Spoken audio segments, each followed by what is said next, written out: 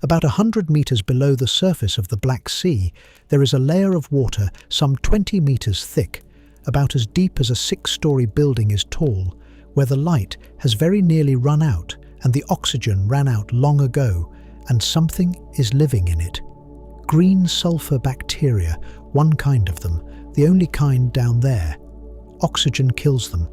What they use instead is hydrogen sulfide, the gas that comes off a rotten egg, and they run it through roughly the trick a leaf runs water through, using light to break the molecule open and keeping whatever is useful in the pieces.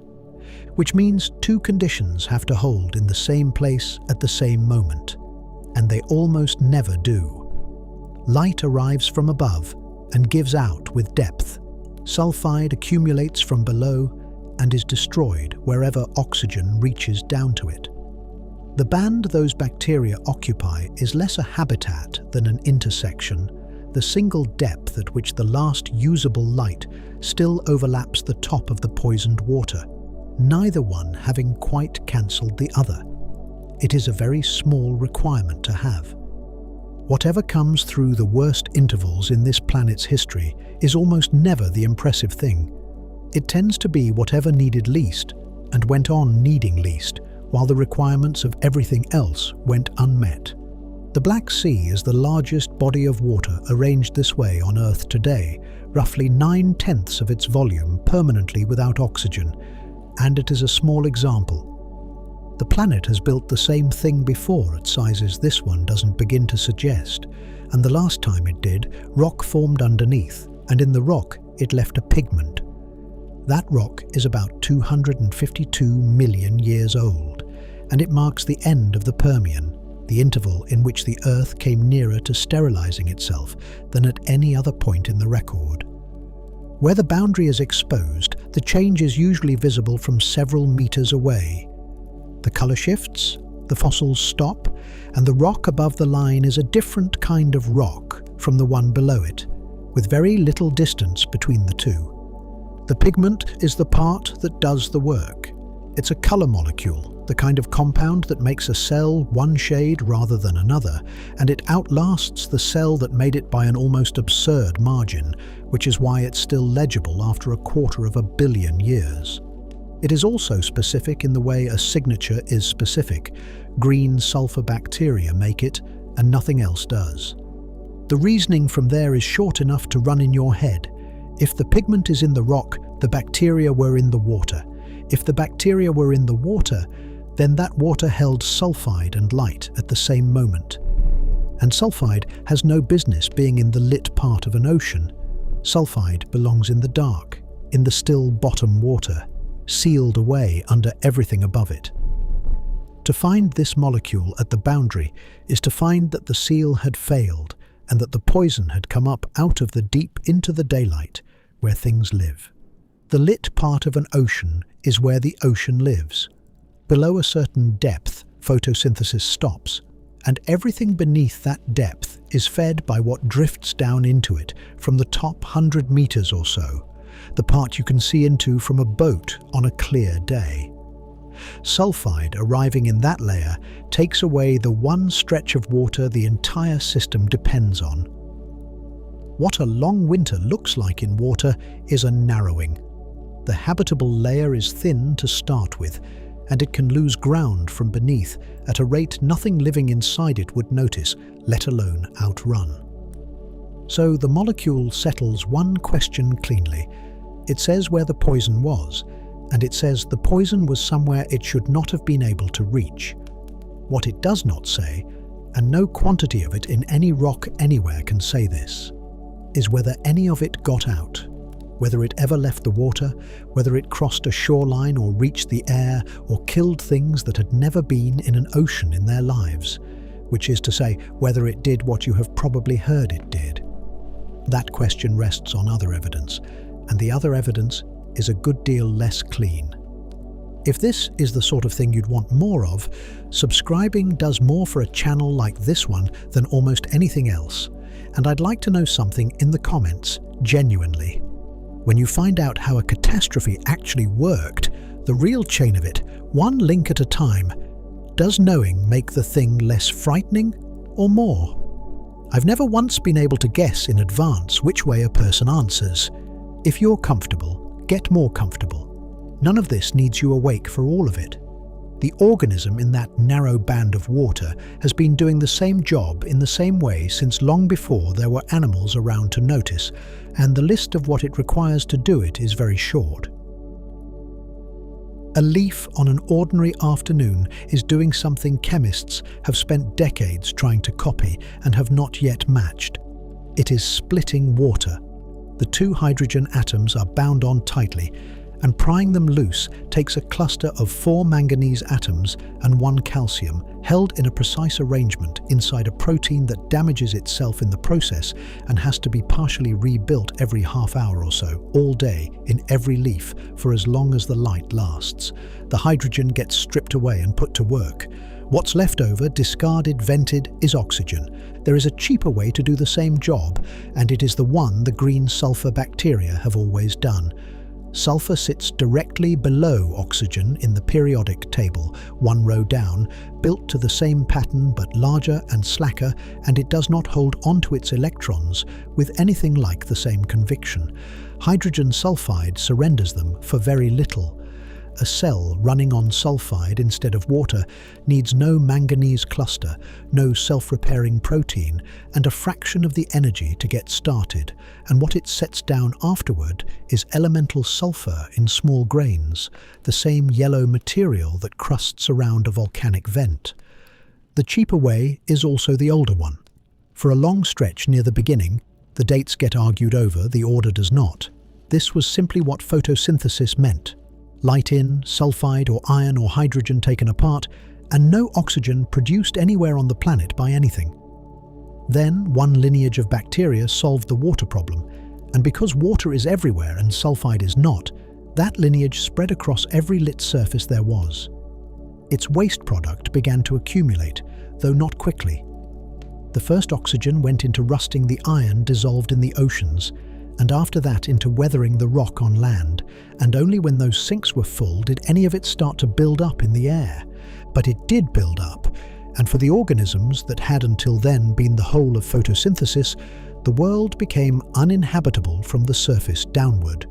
The retreat has never reversed. What remains of them now lives in seams, the bottom water of fjords that never turn over, lakes held permanently stratified because their deep layer is too salty to rise, the first few millimeters inside a sediment, and in one case, an entire sea.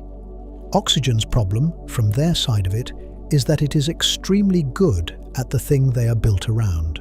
Their whole metabolism depends on holding electrons loosely and passing them along at low cost, and oxygen is the most eager taker of loose electrons in ordinary chemistry. It doesn't wait to be offered. It oxidizes the sulfide before they can reach it, and it oxidizes the pigments and enzymes doing the reaching, and they have almost nothing in the way of machinery to repair that kind of damage, because for most of their existence there was no such damage to repair. So the list runs to 3 items, and not one of them will bend. Light in whatever quantity, so long as there is some. Sulfide, which requires sulfate in the water above and bacteria in the dark below steadily converting it. And the absence of oxygen, meaning not low oxygen and not oxygen for part of the year, but none. The first 2 are conditions the organism exploits. The third is a condition it cannot survive the breaking of, and that is the one that makes it worth something to anybody holding a piece of rock. Most fossils tell you that something was alive in a particular place. This one tells you what the place was, because none of the 3 conditions can be relaxed, there being no version of this organism that tolerates a little oxygen or manages without sulfide or works in genuine darkness. Finding its residue in a sediment is not evidence merely consistent with sulfide in the sunlit water. It is a reading of it, in the way a thermometer left in a room is a reading of the room. What has been found is not really the organism at all. What has been found is the water it needed, described precisely by the only thing that could not possibly have been there under any other arrangement. How it manages on so little light is a matter of packing, Most photosynthetic machinery keeps its pigment molecules apart, each one clipped into a protein frame at a fixed angle, which is orderly and expensive and puts a ceiling on how many will fit. Green sulfur bacteria dispense with the frame entirely and stack pigment straight against pigment, a couple of 100,000 molecules to a single sac pressed against the inside of the cell wall. That sac, the chlorosome, is the largest light-collecting structure known in any living thing and close to the most efficient. A photon landing anywhere in the stack gets funneled down through it and delivered, and very little is thrown away, which is how there comes to be a living layer 100 meters down in the Black Sea, where the instruments read the light as very nearly nothing at all. The measured values there run to something on the order of a millionth of what falls on an open field at noon. Thousands of times less than the most shade-tolerant thing on your windowsill needs simply to break even against its own respiration. There is no margin in it anywhere. They are not thriving down there. They are exactly balancing. And they are not only living on the poison, they are removing it. Having taken the electrons it came with, they set the sulfur down and leave it, and some can return to it later and work it further when the supply from below runs thin.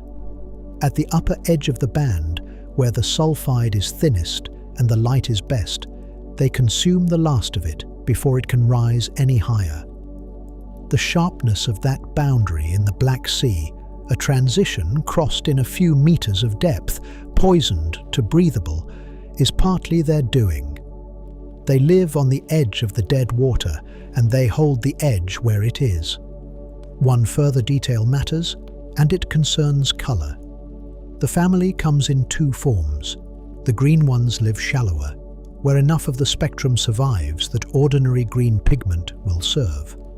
The brown ones live deeper and make something different, tuned to the blue-green remainder that is all the depth allows, because water strips the red end out first and keeps stripping, and 100 meters down what is left is a narrow band of blue and green and almost nothing on either side of it. Which of the two forms left its pigment in a given rock is therefore a statement about depth on its own, before anyone asks the rock a single further question.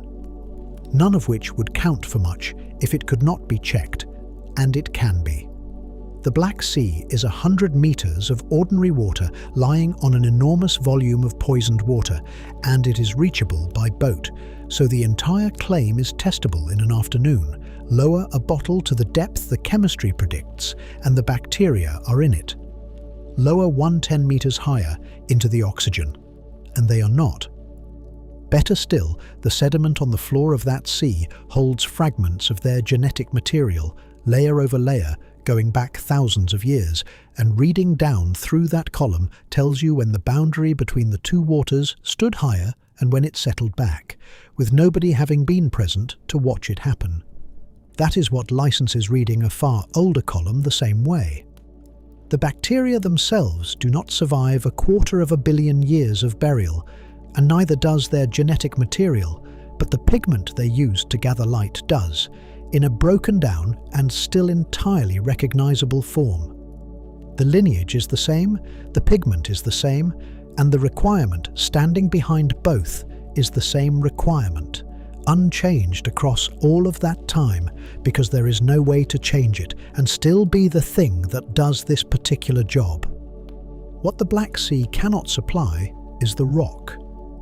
A living boundary layer makes a fine instrument and a poor archive. It holds a few thousand years, and then the deeper layers compress and the resolution goes out of them. The record that matters is not underwater, and it is not recent, and it is not, when you are finally standing in front of it with your hand out, anything like the size that the ending of a world would lead you to expect. Someone once walked the cut faces of a low hill outside the town of Meishan in Changxing County in eastern China, numbering the layers from the bottom upward. Those numbers are now used by geologists on every continent, most of whom will never go there. Bed 24, Bed 25, bed 26, bed 27. Below them, grey limestone running down and out of sight. Above them, grey limestone again, and in between two thin bands, one white and one black, that together are not as thick as a paperback. The limestone underneath is made mostly of bodies. It is a shallow tropical seafloor turned to stone, and if you break a piece and look at the fresh face, you are looking at broken shell, packed and cemented, the accumulated hard parts of animals that lived and died on that floor in numbers too large to be worth estimating. Fusulinids are in there, single-celled organisms that nonetheless built shells the size and shape of rice grains, which is an unreasonable thing for one cell to do, and which they did for 80 million years. Brachiopods, which look like clams and are not. The stalk segments of crinoids, which look like plants and are not. Calcareous algae, corals, the ordinary furniture of a warm, shallow sea. There are meters of it below bed 24, representing a great deal of time in which the most notable thing that happened was that the sea stayed warm and shallow and full. Bed 25 is 4 centimeters thick, and it is white. It is volcanic ash, a tough glass thrown into the sky somewhere and carried and settled out through seawater onto that crowded floor, where it altered slowly into clay. The white comes from what isn't in it, no carbon to speak of, and the glass itself long since weathered away. What the ash does carry is zircon. Zircon crystals grow in magma before an eruption, and as they grow, they take uranium into their structure and reject lead almost completely, which means that every lead atom now sitting inside one of those crystals got there by uranium decaying on a schedule that does not vary. Measure the ratio and the crystal tells you when it formed. The dates that come out of bed 25 are good to within a few tens of thousands of years, which is a peculiar thing to be able to say about a rock 250 million years old, and it is the single reason this hillside matters more than 100 other sections that record the same event less legibly. Bed 26 is 6 centimeters thick, and it is black, and the black is doing work. Two things make a marine mudstone that color. The first is organic carbon that never got eaten, the remains of things that drifted down and were buried intact instead of being consumed on the way. The second is iron sulfide, which forms when sulfide is available and oxygen is not. Both of those are statements about the water. In a sea with oxygen at the bottom, the falling organic matter is stripped by scavengers and bacteria within days, and iron sulfide either never forms or is oxidized back out of existence shortly after it does. The color of that bed is already a measurement, taken before anyone arrives with an instrument. If you had been in the water above that floor a few thousand years before bed 25, you would have found nothing to remark on. It was warm, it was shallow, the light went a long way down, and the bottom was busy. If you had come back during the ashfall, you would have seen the water go cloudy and the floor go pale under a settling grey blanket, and that would have been unpleasant for a while and then over, because seafloors receive ash from time to time and recover. And if you had returned for the interval that became bed 26, you would have found a bottom on which nothing was digging, nothing was grazing, nothing was disturbing the sediment as it accumulated. Which is why the layering in that black mud is still intact, undisturbed, fine enough to count. The reason those two thin bands are known by number rather than by description is that stratigraphers eventually have to solve a problem no amount of local care can solve on its own. Rock cannot be carried around. A geologist in Iran and a geologist in Greenland and a geologist in British Columbia are all looking at layers laid down across the same interval, and none of them can put their sections side by side, and each of their rocks records the intervals slightly differently depending on depth and setting and luck. So the discipline does something faintly absurd and entirely practical. It picks one physical point, in one physical rock face, in one country, and defines the boundary as that point. Everything else on the planet is then correlated back to it. The convention is to call the marker a golden spike, and the one for the end of the Permian is driven into the base of bed 27C on section D of that hill in Changxing County. Getting it there took 15 years. The proposal to use a conodont as the defining fossil rather than an ammonoid was made in 1986. The International Union of Geological Sciences ratified the final choice in March of 2001 after work led largely by Hongfu Yin and colleagues at the China University of Geosciences. What the Commission settled on is worth sitting with because it is not what anyone would guess. They did not define the boundary by the extinction, they defined it by an arrival. The first appearance anywhere in that section of a conodont species called Hindaeodus parvus. Disappearances are treacherous markers because the last specimen of anything in a rock face is partly a fact about the animal and partly a fact about how much rock there was and how hard somebody looked. Arrivals are cleaner. A small marine animal that spread quickly and turns up in sections worldwide gives a level that can actually be found twice.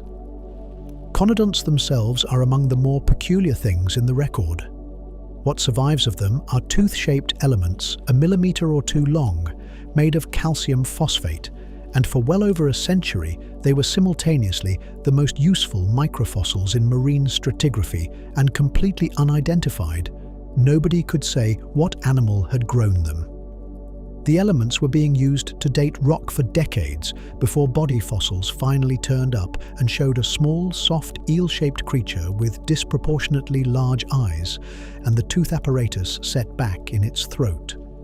Parvus means small. The base of the Triassic, and with it the base of the entire Mesozoic, is defined by the arrival of a tooth from an animal that nobody could put a body to until the 1980s. 4 centimeters and 6 centimeters. Together, they would sit comfortably inside a closed hand, and every Permian Triassic rock face on Earth, in Iran, in Greenland, in the Canadian Arctic, in Italy, in Western Australia, is measured against them. That is already an odd sensation to carry. The odder one arrives when the levels are laid out properly against each other, because the golden spike is at the base of bed 27C and the main extinction horizon is at the base of bed 25, and those are not the same level. The dying starts underneath the white ash. The formal line sits above the black mud.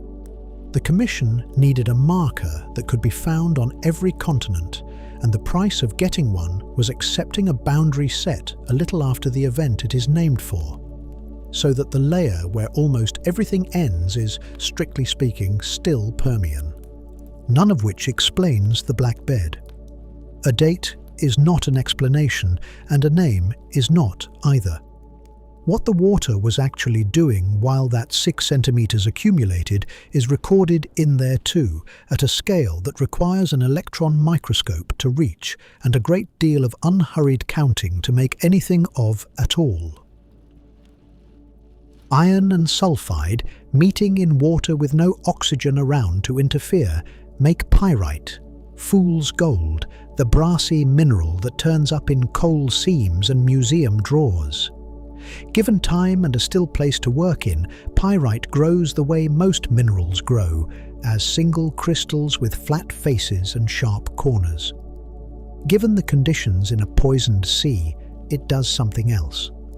Thousands of tiny crystals, each one a fraction of 1/1000 of a millimeter across, nucleate together and pack themselves into a dense sphere. The word for that sphere is framboid, from the French for raspberry, and under an electron microscope, the name turns out to be almost lazy in its accuracy. That is exactly what they look like. Where the sphere forms decides how big it gets, and this is the part that turns a mineral into an instrument. If the sulfide extends up off the bottom and into the water column itself, framboids nucleate up there, suspended in open water. And a suspended framboid has a problem it cannot solve. Pyrite is about 5 times denser than the water holding it up, and the speed at which a small sphere falls through a fluid rises with the square of its radius. Double the size and it sinks 4 times as fast. Every increment of growth shortens the time it has left to grow. The thing terminates its own manufacture, dropping out of the zone where sulfide is available and coming to rest on the floor at a size set by physics rather than by chemistry. And since the physics is identical for every one of them, they all stop at roughly the same place. If the bottom water has oxygen in it instead, none of that can happen because sulfide and oxygen cannot coexist in the same water, and there is nothing in the water column to build from. Formation moves downward, into the sediment, into the pore spaces below the depth at which buried organic matter has consumed the last of the available oxygen. Nothing removes a framboid from a pore. It sits at that interface and keeps accreting for as long as the local supply of iron and sulfide holds out, and the local supply varies from pore to pore according to what happened to be buried nearby. So the population comes out larger on average and, more usefully, far more scattered. The separation is clean enough to be worth stating in numbers. Framboids formed in a sulfidic water column run to a mean diameter of 3 to 5 micrometers, thousandths of a millimeter, and they very rarely exceed 6. Framboids formed inside sediment under oxygenated bottom water average closer to 8, with a spread of about 4 micrometers either side. A dozen of the small ones would fit across the width of a single human hair. 2 populations of an identical mineral, made of identical atoms, distinguishable only by how large they were allowed to get. The distinction was not deduced from theory and then applied hopefully to the past. It was measured first in places where the answer was already known and could be checked against a thermometer and a bottle. In 1996, Richard Wilkin, Hubert Barnes and Susan Brantley published a survey of framboid sizes in recent sediments across the full range of conditions: the Black Sea and Framvaren Fjord in Norway, and a small estuary in Rhode Island for the poisoned end of the scale, the Peru margin for the murky middle, a barrier island in Virginia, and a salt marsh in Delaware for water that was plainly breathing. They measured over 9,000 framboids. The distributions came apart exactly as the settling argument predicts, and the size signature turned out to be locked in within the first few centimeters of burial, which means it is not something later chemistry can quietly rewrite. It is worth being honest about what this work is like. It is a polished mount, a scanning electron microscope, and several hundred spheres per sample measured one at a time. And it is among the least glamorous things anyone does in the earth sciences. It is also the moment the argument stops being circumstantial. A black shale is suggestive. A person can look at a black shale and tell a story about it. A size-frequency distribution is a number with a mean and a spread, produced by a procedure somebody else can repeat on the same rock and disagree with. The evidence for what the Permian Ocean was doing rests, to an unreasonable degree, on people willing to count very small objects for a very long time. What the counting found, once it was applied section by section around the world, was intense and persistent oxygen loss through the boundary interval, with fully sulfidic conditions developing repeatedly along the margins of the Northern Ocean and the Tethys. And it found something faintly awkward at Mysian itself. The framboids in the type section, the one every other section on the planet is correlated against, read as dysoxic, low oxygen, badly stressed, but not the sustained sulfidic water column found elsewhere. The hillside that defines the boundary was not where the worst of it happened. That is a normal outcome in this field, and it is still slightly disorienting, and it is worth carrying because it means the event was not uniform, and the differences between places are going to matter later. Then there is Panthalassa, which is the harder record to get at, and the more startling one. Panthalassa was the single world ocean wrapped around Pangaea, larger than the Pacific, and almost all of its floor is gone, subducted, dragged down and remelted in the 250 million years since. What survives are slivers, scraped off the descending plate and welded onto the edge of Asia, and there is a belt of them running something like 1,000 kilometers through the Japanese islands, from north of Tokyo down to Kyushu. Those rocks are deep ocean rocks, laid down thousands of meters below the surface, far from any coast. Through the Permian, they are bedded chert, silica accumulated from the skeletons of plankton drifting down over an unhurried eternity. Across the boundary interval, the chert gives out and is replaced by black carbonaceous claystone, and when Yukio Isozaki published the redox work on those sections in 1997, the deep water came back anoxic. Reviewing the field nearly 3 decades later, Paul Wignall and David Bond note that even the abyssal depths of Panthalassa record euxinia and call it an extraordinary occurrence, which is the right word, because the abyss is the last part of any ocean to lose its oxygen. It is fed from the top of the world by cold, dense water sinking at the poles and creeping along the bottom for centuries. For the floor of the world ocean to turn sulfidic, that sinking had to have stopped. So a sphere too small to see at the bottom of a sea that no longer exists records whether the water standing above it was breathing, and across an enormous fraction of the planet, the answer that comes back is that it was not. Every one of those spheres formed on the bottom or inside it. Not one of them can tell you how far up the poison came. The first step is to grind the rock to flour. A slice of core, its outer surface cut away to remove anything modern that might have touched it in handling, then crushed and milled until it passes a fine sieve, then washed over and over with organic solvent, dichloromethane mostly, sometimes cut with methanol. The solvent takes out whatever the rock is holding that will dissolve in it, and that turns out to be a few milligrams of brown residue for every kilogram of stone. Those milligrams are the entire organic memory of the sediment. Every fat, every wax, every pigment and membrane fragment from everything that lived and died and settled into that mud, degraded, rearranged, and thoroughly mixed together. Separating it out again is the job of a gas chromatograph, and the principle is almost embarrassing in its simplicity. The extract is vaporized and pushed by an inert carrier gas down a very long and very narrow tube, 30 meters of it, coiled inside an oven, the inner wall lined with a thin film that molecules cling to. Each compound clings a little differently.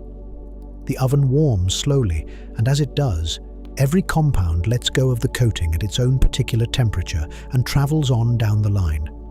What entered as an undifferentiated smear leaves the far end strung out into a queue sorted by chemistry, each compound arriving at a moment that belongs to it. Waiting at the exit is a mass spectrometer which takes each arriving molecule, hits it with a stream of electrons until it shatters, and weighs the pieces.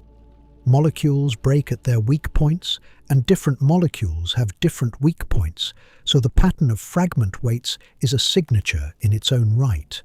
The output of the whole arrangement is a line on a screen with peaks standing up out of it, and every peak comes with 2 independent identifiers, when it emerged and how it broke. Both have to match before anybody writes a name next to it. The rock in question came out of a hole drilled in the search for oil. Hovea 3 is a well in the northern onshore Perth Basin in Western Australia, cutting down through the Cockatier Shale, which is the rock that sources most of the petroleum anyone has ever pulled out of that part of the country. The boundary interval sits just under 2 kilometers below the surface, and the core through it had already been read by ordinary means before any solvent touched it. Fossil pollen and spores, the arrival of a small flat bivalve called chloria, and a sharp negative swing in the carbon isotopes all put the Permian-Triassic boundary within a few tens of centimeters. The lithology alone tells part of the story. Below, late Permian siltstone with burrows worked through it. Above, mudstone laminated fine and left undisturbed. At some point in between, the digging stopped. Carotenoids are the pigments that colour carrots orange and tomatoes red, and they all share a basic architecture, a long chain of carbon atoms with double bonds alternating down its length, which is precisely the arrangement that absorbs visible light, and therefore the reason such molecules have any colour at all. Isorenia ratine is one of these, with an aromatic ring closing each end of the chain, and it is made by exactly one thing, not green sulfur bacteria in general, but the brown adapted strain of them, the deep living form tuned to the last blue-green remnant of daylight. Burial destroys the colour and keeps the object. The double bonds are the reactive part, so they are what goes. Hydrogen adds across them.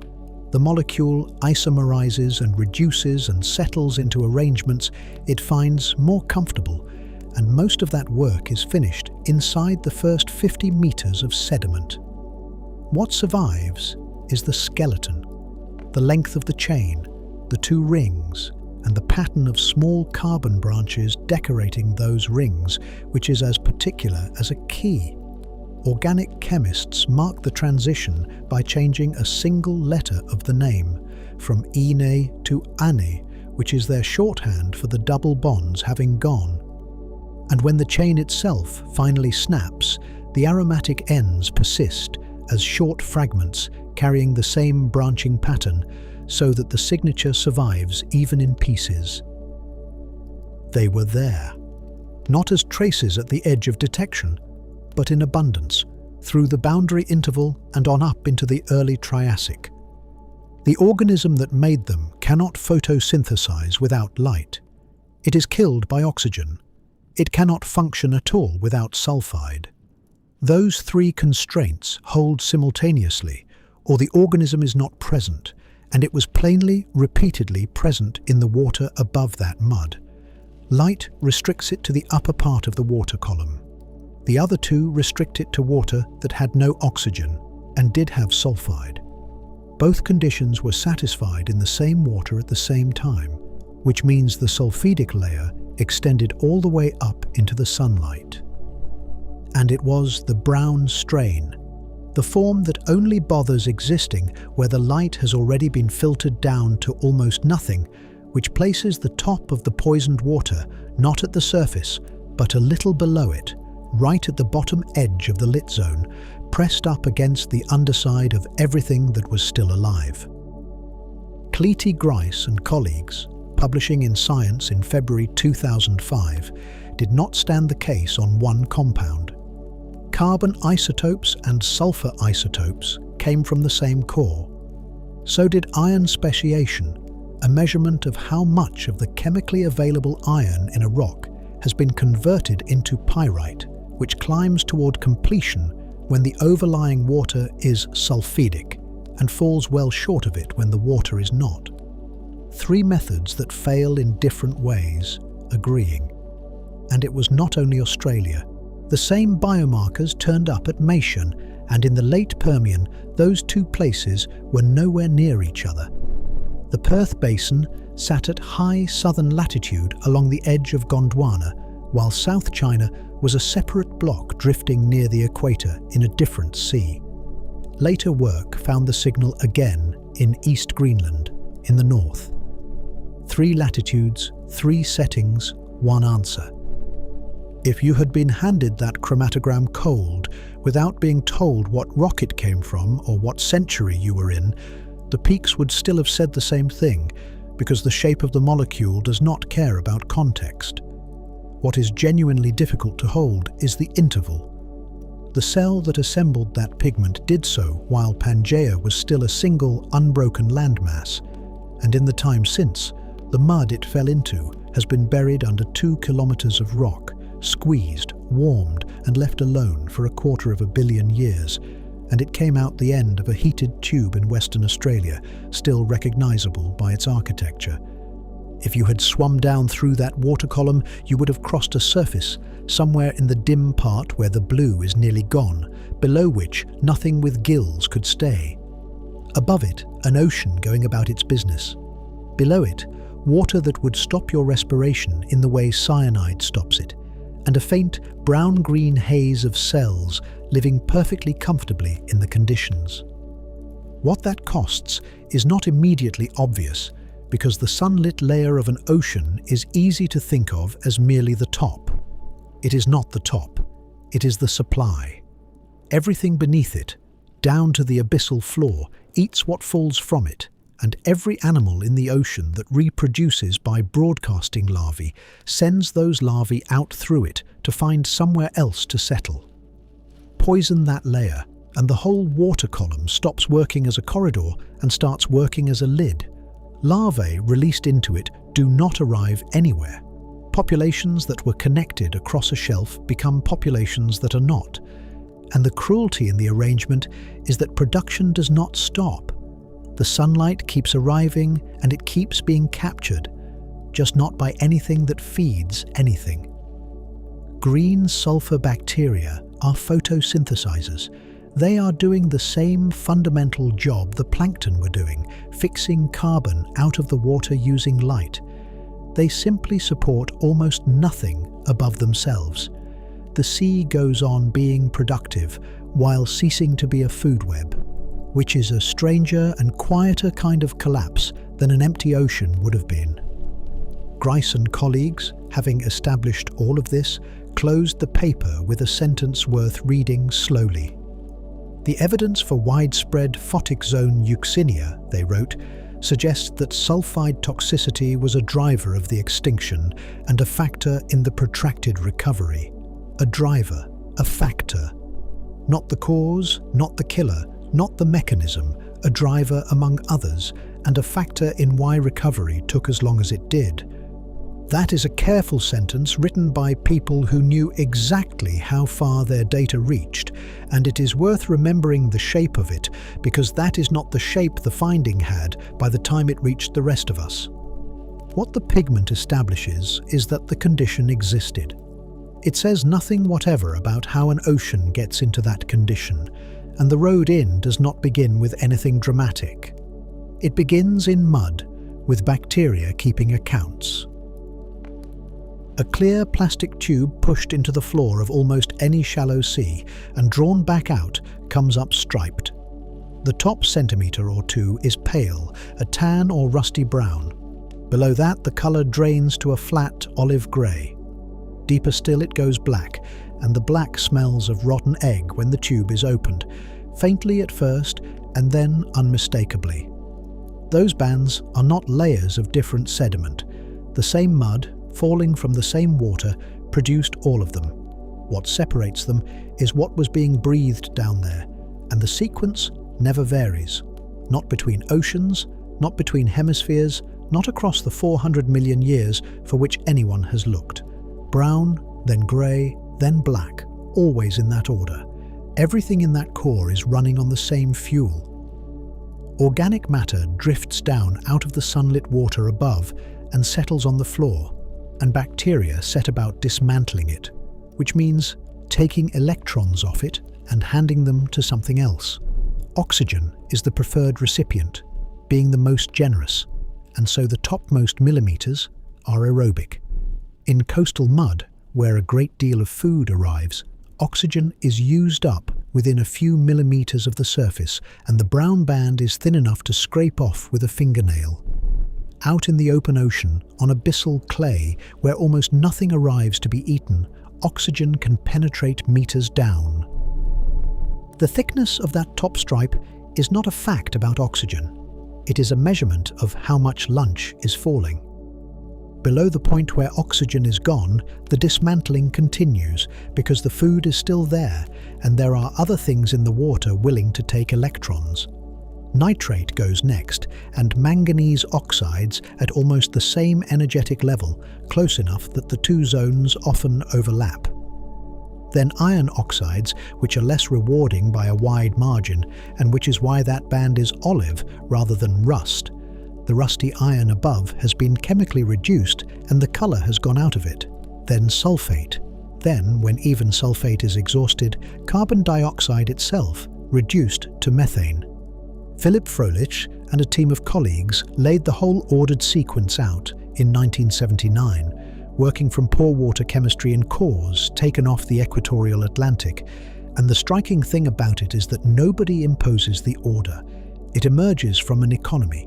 Bacteria using the higher yielding acceptor extract more energy from the same meal, so they grow faster, so they take the food first and use up their preferred partner before anyone else can get at it. Every organism in that mud is bidding for the same crumbs, and the sequence in the tube is simply the order in which the bidders drop out. That order comes at a steep discount. Oxidizing a given quantity of organic matter with sulfate returns something under a fifth of what the same quantity returns when oxidized with oxygen, which means a sulfate reducer has to process 5 or 6 times as much material to make the same living, and does it slowly and cannot afford to be picky.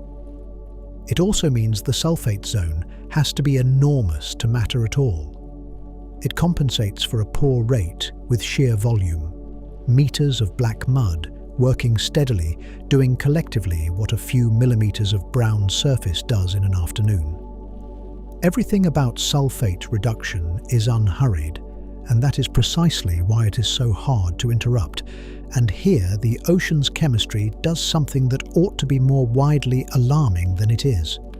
Seawater carries roughly 28 millimoles of sulfate in every kilogram, which makes it the second most abundant negatively charged ion in the sea after chloride, and its concentration barely changes, not with depth, not with latitude, not between basins. Dissolved oxygen, by contrast, tops out at a few hundred micromoles in cold surface water and falls away from there, sometimes to nothing. That is a difference of about 100-fold in quantity alone. Then there is the accounting. Reducing 1 molecule of oxygen to water absorbs 4 electrons, while reducing 1 sulfate ion to hydrogen sulfide absorbs 8. Each unit of sulfate can accept twice the load, and there is 100 times more of it. The deeper asymmetry is not about quantity at all. Oxygen in the deep ocean is not stored there. It is delivered. Cold, dense water sinks at the poles, carrying dissolved gas down with it, and creeps along the bottom for centuries before returning to the surface, giving up oxygen the whole way. The entire ocean turns over on a schedule of 1 to 2,000 years, and the oxygen in the abyss is whatever is left on the conveyor when it arrives. Sulfate arrives by an entirely different route and on an entirely different clock. Rivers deliver it from weathered rock, and once it is in the ocean, nothing removes it quickly. Its residence time runs somewhere between 10 and 25 million years, which is to say between 5,000 and 25,000 complete turnovers of the ocean. Oxygen is a supply line. Sulfate is a warehouse. Interrupt the supply line, and the oxygen is gone within a few human lifetimes. The warehouse does not register the event at all, so the ladder has no practical bottom. An ocean deprived of oxygen does not stop respiring, and it does not slow to a halt while it waits for conditions to improve.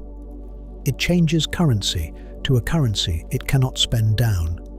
Sulfate reduction is not an emergency measure that the system falls back on and then exhausts. It is a stable operating mode, adequately supplied for millions of years, generating hydrogen sulfide continuously for as long as organic matter keeps falling, and organic matter kept falling because the sunlit surface kept producing it. There is nothing self-correcting anywhere in the arrangement. The chemistry that produced the pigment in the Australian core was not exotic, and it did not have to be invented. It was already installed on every seafloor on Earth, waiting. Whether poison is the correct word for the product is a question worth putting properly, because the word keeps doing work in this story that it may not have earned. Hydrogen sulfide is exhaust. It is what a sulfate reducer breathes out, in the way carbon dioxide is what a person breathes out, and to the organism producing it, there is nothing sinister about it whatsoever. It is simply the used portion of the meal, discarded. The gas is lethal to animals for a specific reason, having to do with the machinery animals happened to run on, and animals arrived very late. It is also worth remembering, without making too much of it, that the gas most of the biosphere now depends on was itself a waste product that rendered the planet uninhabitable for nearly everything alive when it first appeared. Poison is not a property a molecule has. It is a description of a relationship between a molecule and whoever is unlucky enough to be standing there. All of that machinery is present in every ocean on the planet at this moment, fully stocked and largely idle, because the water keeps turning over and the oxygen keeps being redelivered on schedule. The question was never whether an ocean could go sulfidic. The question is, what could possibly be large enough to stop the delivery? And whatever it was, it did not begin at sea. The picture that comes with the phrase flood basalt is lava, an unbroken sheet of it moving across a continent, glowing at the front, cooling black behind, doing that for a very long time. The picture is not wrong. Something like 1.3 million cubic kilometers of lava did come out of the ground in northern Siberia across the end of the Permian in flows stacked one on another until the pile was kilometers thick in places. What the picture leaves out is that this was the minority of it. Look at what is exposed across the province today, and roughly 40% of it is lava, another 20% is fragmental volcanic debris, and the remaining 40% is sills and dikes, magma that spread sideways inside the crust and set there. On the larger volume, estimates, as much as 70% of the entire province never reached daylight at all. Most of the Siberian traps stayed underground. That matters because the eruption on its own does not balance the books. Magma carries dissolved gas, and when pressure drops, the gas comes out. That is what makes eruptions eruptions. But there is a ceiling on how much carbon a given volume of basalt can be holding, and multiplying that ceiling by even the most generous estimate of erupted volume produces a quantity of carbon dioxide that falls well short of what the sedimentary record demands.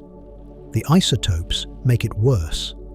Carbon that has passed through living things carries a distinctly lighter isotopic signature than carbon coming up from the mantle, and the swing recorded in rocks across the boundary is strongly toward the light end. Mantle carbon cannot produce that shift without volumes nobody can find evidence for. Either the eruption was far larger than the geology supports, or a great deal of the carbon came from somewhere that was never molten. What the magma was injected into answers the question.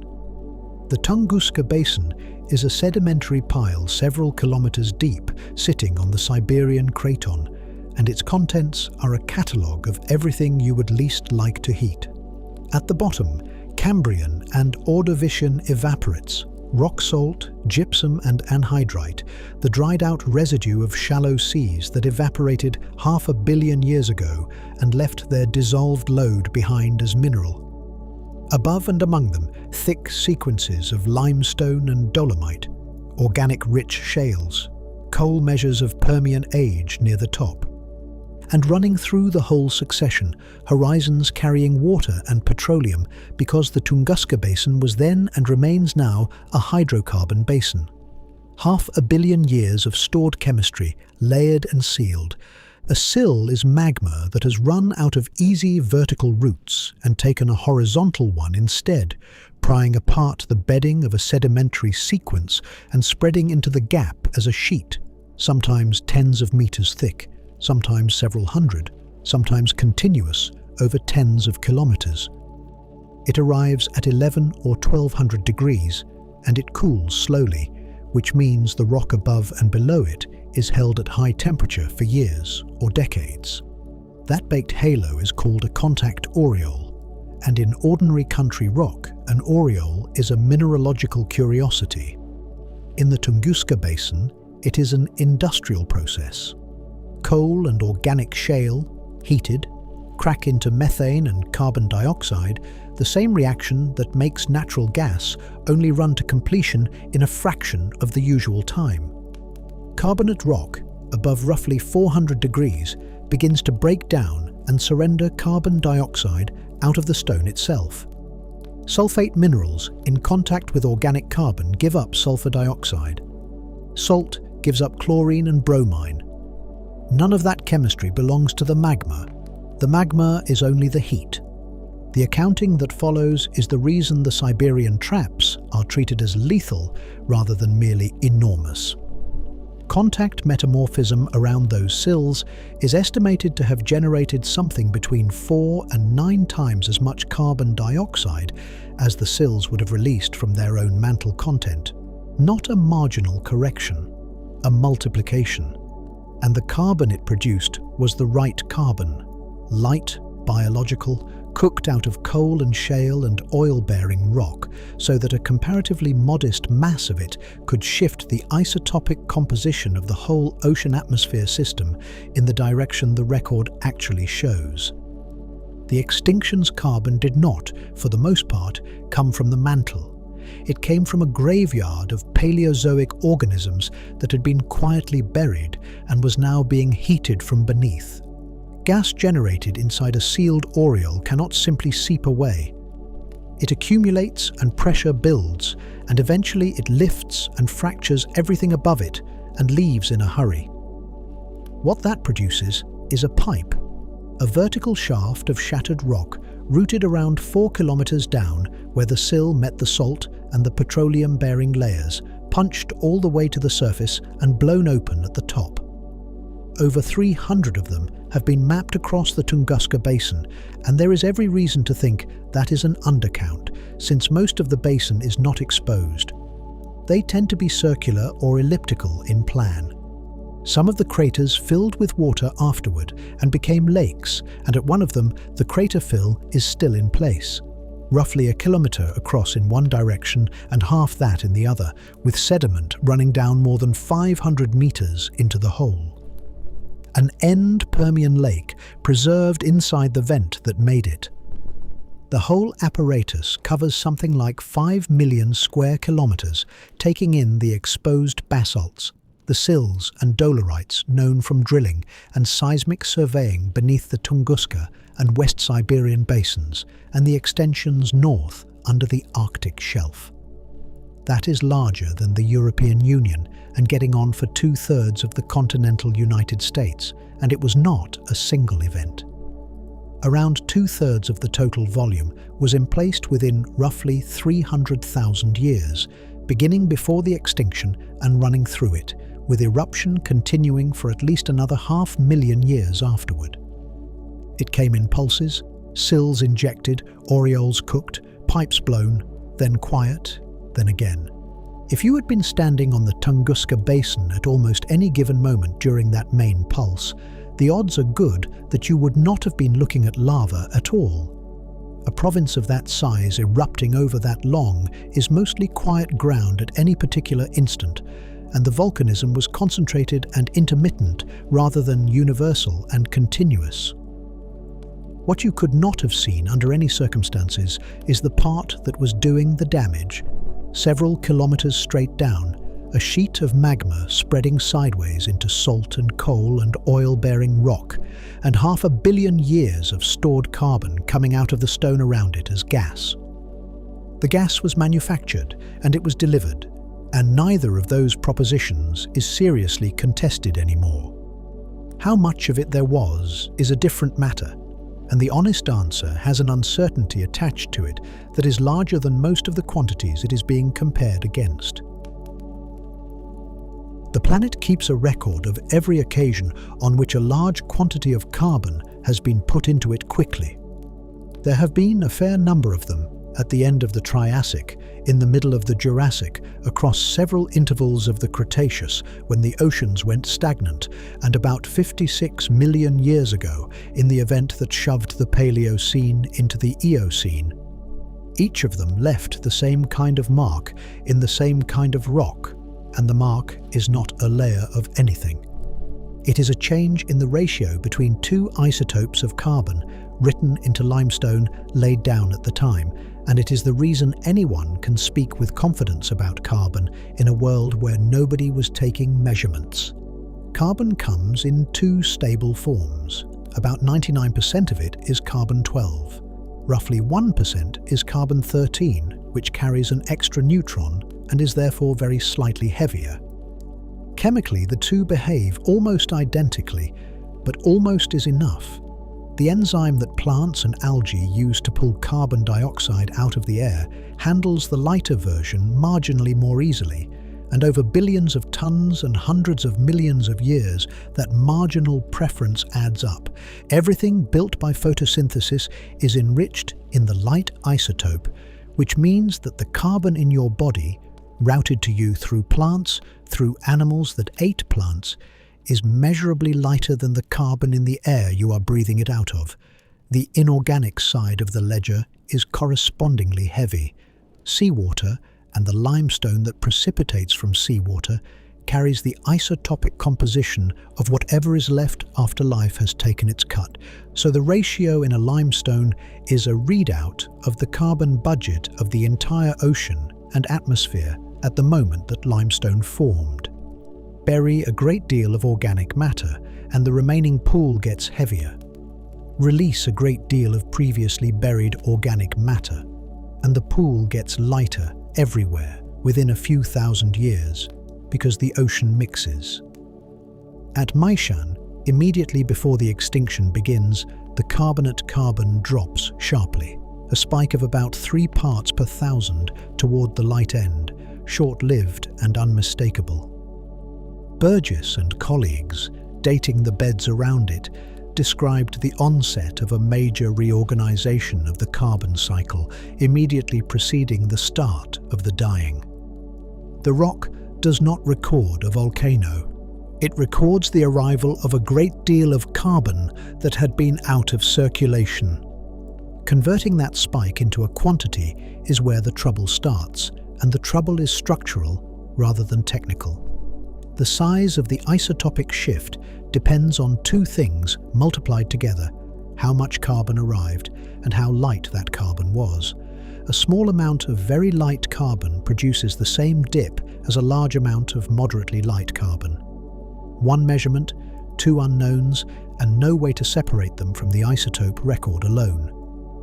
Kui and colleagues, modelling it in 2021, found they needed a source averaging around -15 parts per thousand, a value that sits neatly between mantle carbon, which is heavier, and coal, which is a great deal lighter, which is what a blend would look like and is consistent with a system in which sedimentary carbon cooked out of a basin arrived alongside carbon degassed from magma. It is also a reminder that nobody gets to assume a single source, and that every mass estimate quoted anywhere depends on an assumption about composition that cannot be checked directly. There is a second handle, and it comes from boron. Boron isotopes incorporated into marine carbonate track the acidity of the water the carbonate grew in, and acidity is related to dissolved carbon dioxide, which is related to atmospheric carbon dioxide. That chain of inference is genuinely powerful, and it is also lopsided, because turning an acidity value into a carbon dioxide value requires knowing a second property of the seawater that leaves no direct record, and because the relationship between the two is a curve rather than a line. At low pH, a modest uncertainty in the acidity translates into an enormous uncertainty in carbon dioxide going upward and a much smaller one going down. The mathematics is asymmetric, so the answers come out asymmetric, which is how the published figures end up looking the way they do. A 2021 analysis in Nature Communications put atmospheric carbon dioxide in the latest Permian at 426 parts per million, plus 133 or minus 96, rising to 2,507 parts per million at the extinction, plus 4,764 minus 1,193, inside about 75,000 years. Those bracketed numbers deserve to be said out loud rather than skipped over. The upper bound on that estimate is nearly 3 times the estimate itself. The honest statement is that the Permian atmosphere went from something close to the air in this room to somewhere between about 1,300 and 7,000 parts per million. And the width of that range is not a failure of care by the people who produced it. It is the shape of what the evidence can support. Nor is it the only number in circulation. Sun and colleagues, working from a different direction in 2024, put the rise at roughly a doubling, from about 410 parts per million to about 860. Qui's group calculated a total release around 36,000 gigatons of carbon, delivered at something like 5 gigatons a year, while an earlier assessment of the same event put the peak rate between 0.4 of a gigaton and 1.5 gigatons annually. These are not quibbles at the third decimal place. They are disagreements by factors of 3 and 5 and 10 between careful people using good data, and all of them are current. What that range can be measured against is instructive. 56 million years ago, at the boundary between the Paleocene and the Eocene, somewhere between 3,000 and 13,000 gigatons of carbon entered the ocean and atmosphere over a period of less than 20,000 years, and the onset of it may have taken as little as 6. The world warmed by 5 to 8 degrees. Deep-sea foraminifera suffered a real extinction, and a great many things on land rearranged themselves. And that was essentially it. No collapse of marine ecosystems, no 90% of anything, no 10 million year silence afterward. The rate of carbon release at the end of the Permian was, by most estimates, comparable to the rate at that later event. The mass was several times greater. The outcome was not several times worse, it was categorically different. Whatever turned the Permian carbon pulse into the worst 100,000 years in the history of animals, the carbon pulse alone did not do it. The temperatures, at least, are firmer than the carbon. Oxygen isotopes locked into the phosphate of conodont teeth track the temperature of the water those animals grew in, and across the boundary they shift by an amount corresponding to roughly 10 degrees of surface ocean warming. There is a more extreme claim in the literature that equatorial sea surface temperatures in the early Triassic approached 40 degrees, hot enough to exclude most animal life from the tropics outright, which was published in Science in 2012 and promptly drew a formal comment alleging serious methodological problems and an equally formal response. That exchange has never entirely resolved. 10 degrees is the figure that survives everyone's scrutiny. 10 degrees of warming is applied to an atmosphere, and an atmosphere touches an ocean in exactly one place. Everything that happened afterward had to get in through that surface. A warm sea, looked at from above, is the least informative surface on the planet. In the last few tens of thousands of years before the boundary, the Permian Ocean would have presented, from a beach or a low cliff or the deck of something floating, precisely what an ocean presents. Blue where it ran deep, greener over the shelves, wind combing the top of it into the same patterns it makes now, swell arriving on the same unhurried schedule. You could have stood there for a lifetime and read nothing of it. Whatever was changing several hundred meters down over centuries, and it involved no visible motion of any kind. What you would have noticed, had you put a hand in, is that the water was warm, and warm in a way that went further down than it should have. That is the single measurement from which everything else follows, and it is worth being unhurried about why, because the intuitive version of the argument is not the important one. The intuitive version says that warm water holds less oxygen. It does, but that effect alone, taken by itself, is not nearly enough to empty an ocean. Here is the size of it.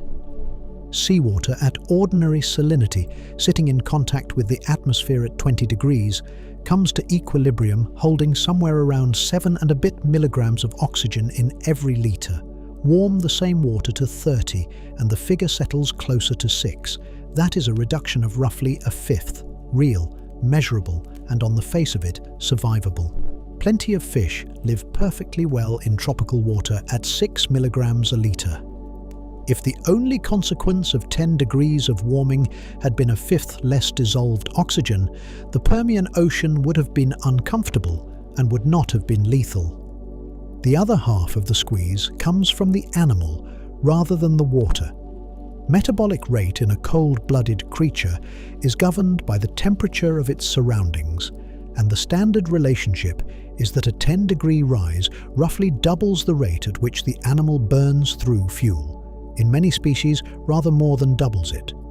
A fish in water 10 degrees warmer is not a fish having an easier time in a slightly poorer environment. It is a fish that needs about twice as much oxygen, drawing on water that contains about a fifth less. Put the two together and the margin between supply and demand narrows by something on the order of a factor of 2.5, and it narrows for every gilled animal in the ocean at once, everywhere the warming reaches. That is the physiology. It sets the stage, and it does not by itself produce sulfide. Sulfide requires the oxygen to actually run out, and running out is a question about supply rather than about solubility. Warming the top of an ocean makes that water less dense, and density is what decides whether water sinks.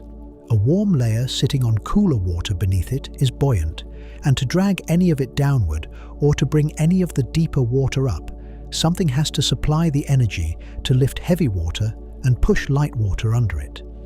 Wind does some of this, and tides do some, and the stronger the density contrast, the more energy it takes, and the less of it gets done. Every degree added at the surface makes the water column more resistant to being stirred, but mixing from above was never the main way the deep ocean got its oxygen, and this is the point on which the whole story turns. Stirring is far too slow to keep 3 or 4 kilometers of water breathing. What keeps the abyss alive is manufacture at the surface and delivery along the bottom. In cold high latitudes, surface water becomes dense enough to sink of its own accord, carrying with it a full load of dissolved gas taken up from the air, and once it goes down, it travels, slowly, along the seafloor for centuries, before eventually working its way back up somewhere else.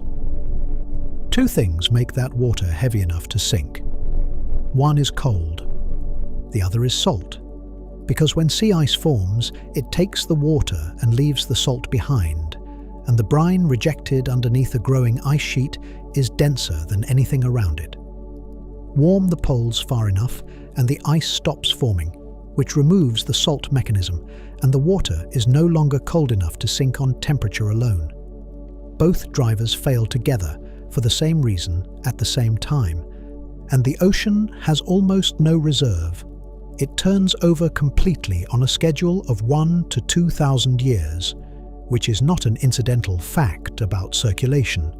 It is the interval on which deep water is resupplied with oxygen, because resupply and turnover are the same event. Interrupt the manufacture, and the deep sea has roughly 1 turnover's worth of oxygen in hand, being consumed the whole time by everything falling into it from above. 1,000 years is nothing against the 300,000 years across which the Siberian sills were injecting carbon. On the timescale of the crisis, the deep ocean's oxygen supply was not depleted gradually, it was switched off and then run down. There is a further cruelty in the arrangement, which is that the engine runs on difference rather than on absolute temperature. Overturning is driven by the density contrast between polar water and everything else, and greenhouse worlds do not warm evenly. The poles warm considerably more than the tropics do. So a world that gains 10 degrees at the equator may gain 15 or 20 at the poles, which means the gradient that powers the entire circulation shrinks by more than the warming itself would suggest. The system is weakened not in proportion to the heat added, but in proportion to how unevenly it was added, and the unevenness works in exactly the wrong direction. The Black Sea, which has already served in this account as a place to check the biology, is also the place to check the physics, though it gets there by a different route. It is stratified by salt rather than by heat. The Danube and the Dnieper and the Don and several other rivers pour fresh water across the top, while dense saline water from the Mediterranean enters along the bottom through the Bosporus, and the resulting contrast, surface water at around 18 parts per thousand, deep water at over 22, with the change concentrated in the layer between 50 and 150 meters, is enough to suppress vertical mixing across the whole basin. What makes it genuinely instructive is a detail easy to skip past. The deep Black Sea is not sealed. Mediterranean water does get down there, and estimates of how long deep water resides before renewal run from a few hundred years to a couple of thousand. Oxygen is being delivered. It is simply being delivered slower than it is being consumed, and it has been for thousands of years, and the result is a basin 9/10 anoxic. Anoxia does not require the conveyor to stop. It only requires the conveyor to fall behind. That is an analogy and not an equivalence, and it is worth saying so plainly. The Black Sea is a small, nearly enclosed basin with a shallow sill at its only outlet, and a world ocean is not that. But it establishes the threshold. Whatever the Permian Ocean's circulation was doing, it did not have to halt. It only had to slow enough for long enough that respiration in the dark got ahead of resupply. And once respiration is ahead, the redox ladder does the rest without further prompting. There is a newer proposal about how the slowing happened, and it should be introduced with its status attached. In 2024, Yadong Sun and colleagues published an argument in Science that as carbon dioxide roughly doubled through the latest Permian, the overturning circulation collapsed, the tropical circulation cells contracted, and the El Niño oscillation intensified into something far larger and more persistent than anything in the modern record. A climate that was not only hotter on average, but wildly more variable from year to year, swinging between flood and drought on a scale that ecosystems could not track. That is a 2024 paper making a substantial claim, and it has not been sitting in the literature long enough for the field to have finished arguing about it. It is worth knowing about, and it is not yet something to build on. None of which, on its own, need have been permanent. Lids come off. Water that has warmed can cool. Circulation that has slowed can recover, and there are intervals in the record where something like that appears to have happened.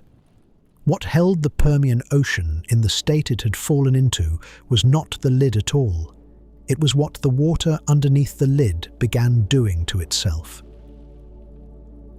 Everything alive in the ocean is ultimately rationed by phosphorus. Carbon is abundant and dissolved everywhere. Nitrogen, though it is scarce in seawater, can be pulled directly out of the atmosphere by bacteria that have the enzyme for it.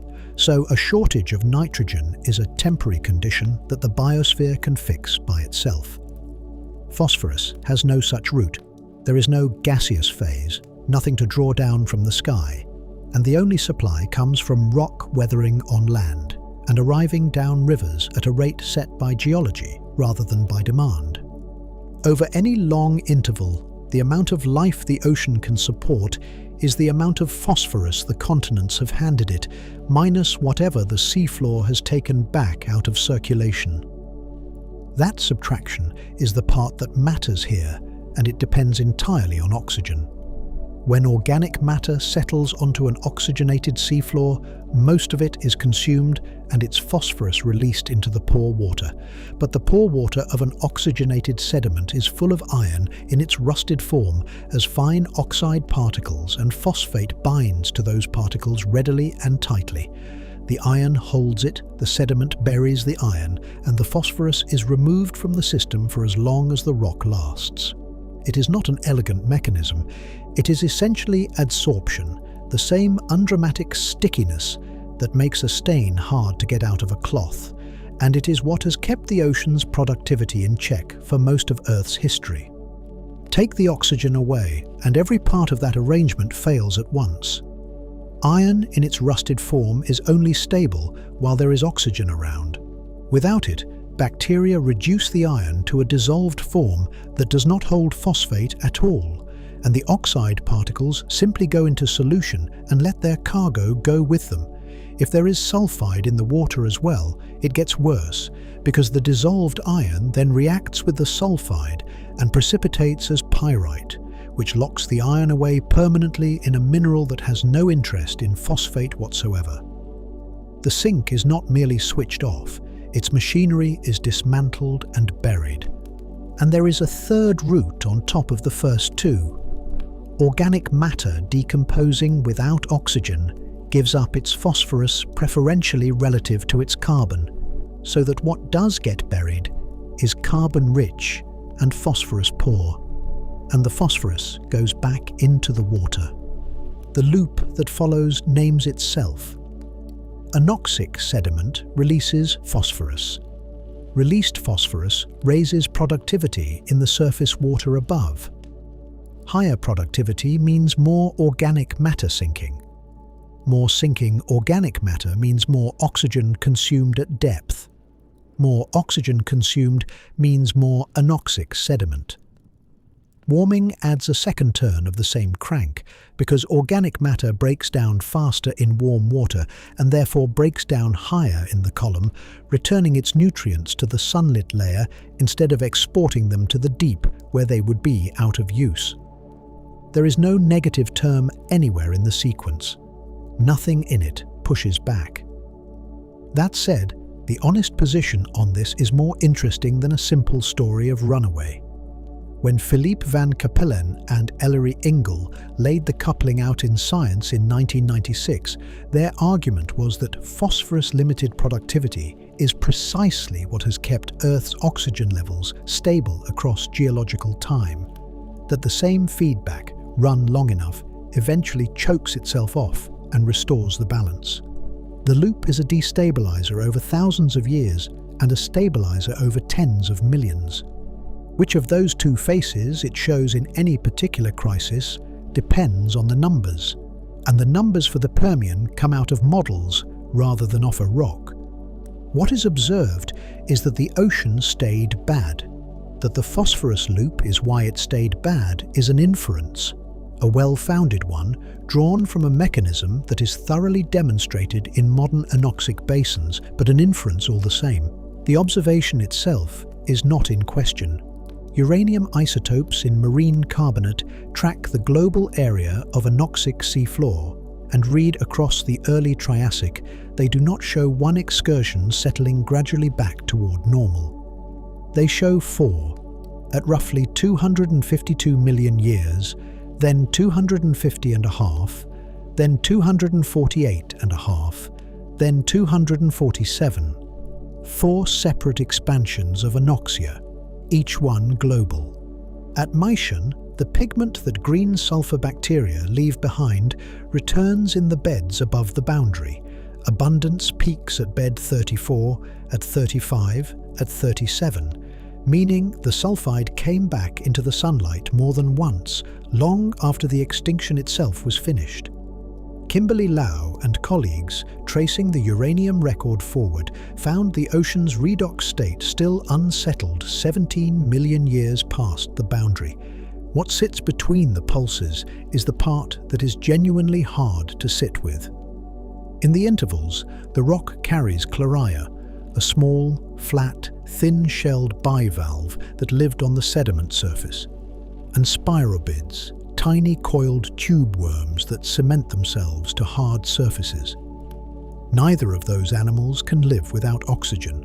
Their presence in those beds is proof that the water above the sea floor came back, that the bottom became habitable again, that small things settled on it and grew and reproduced there. And then the next uranium excursion arrives and they are gone again. There is no way to feel 5 million years, and it is worth being suspicious of any sentence that offers to hand you one.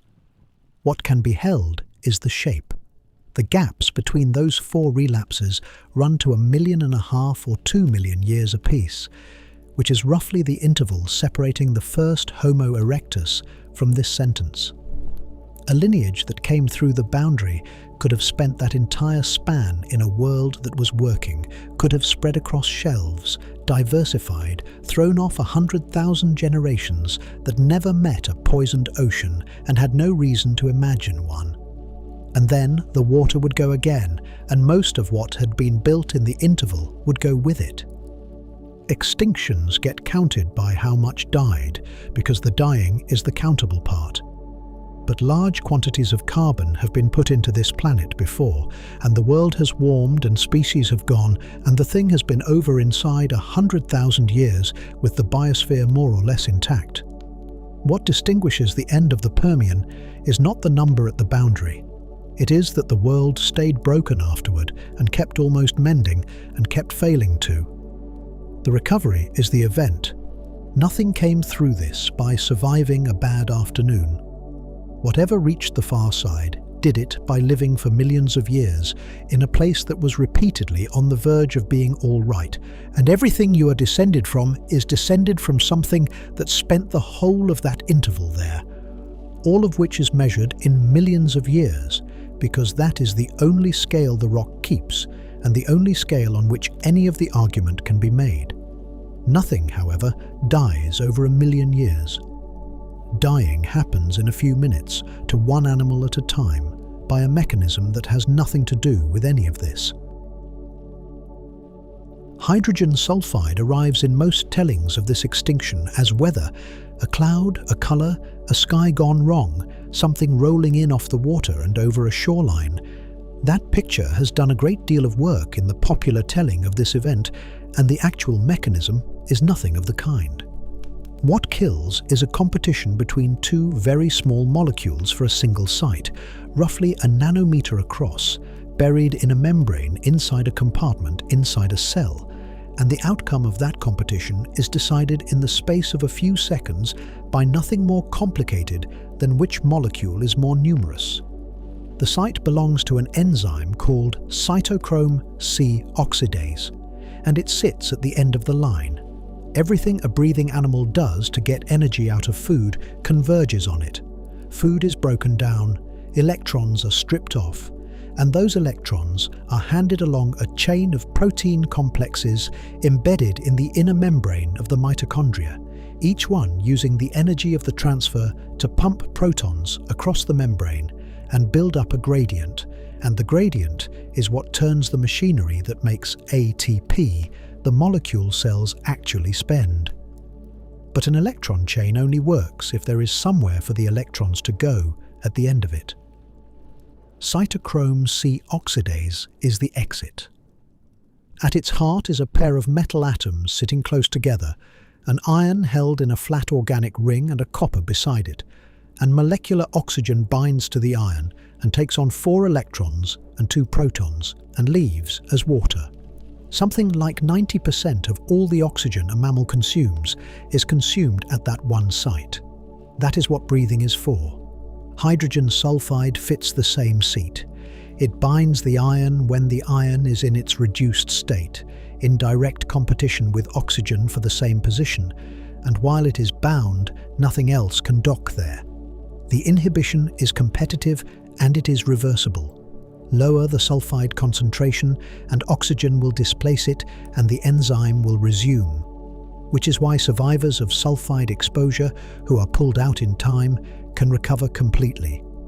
It is the same target that cyanide attacks, by essentially the same route, and the toxicology of the two runs closely parallel, except that sulfide generates rather more oxidative damage on the way through.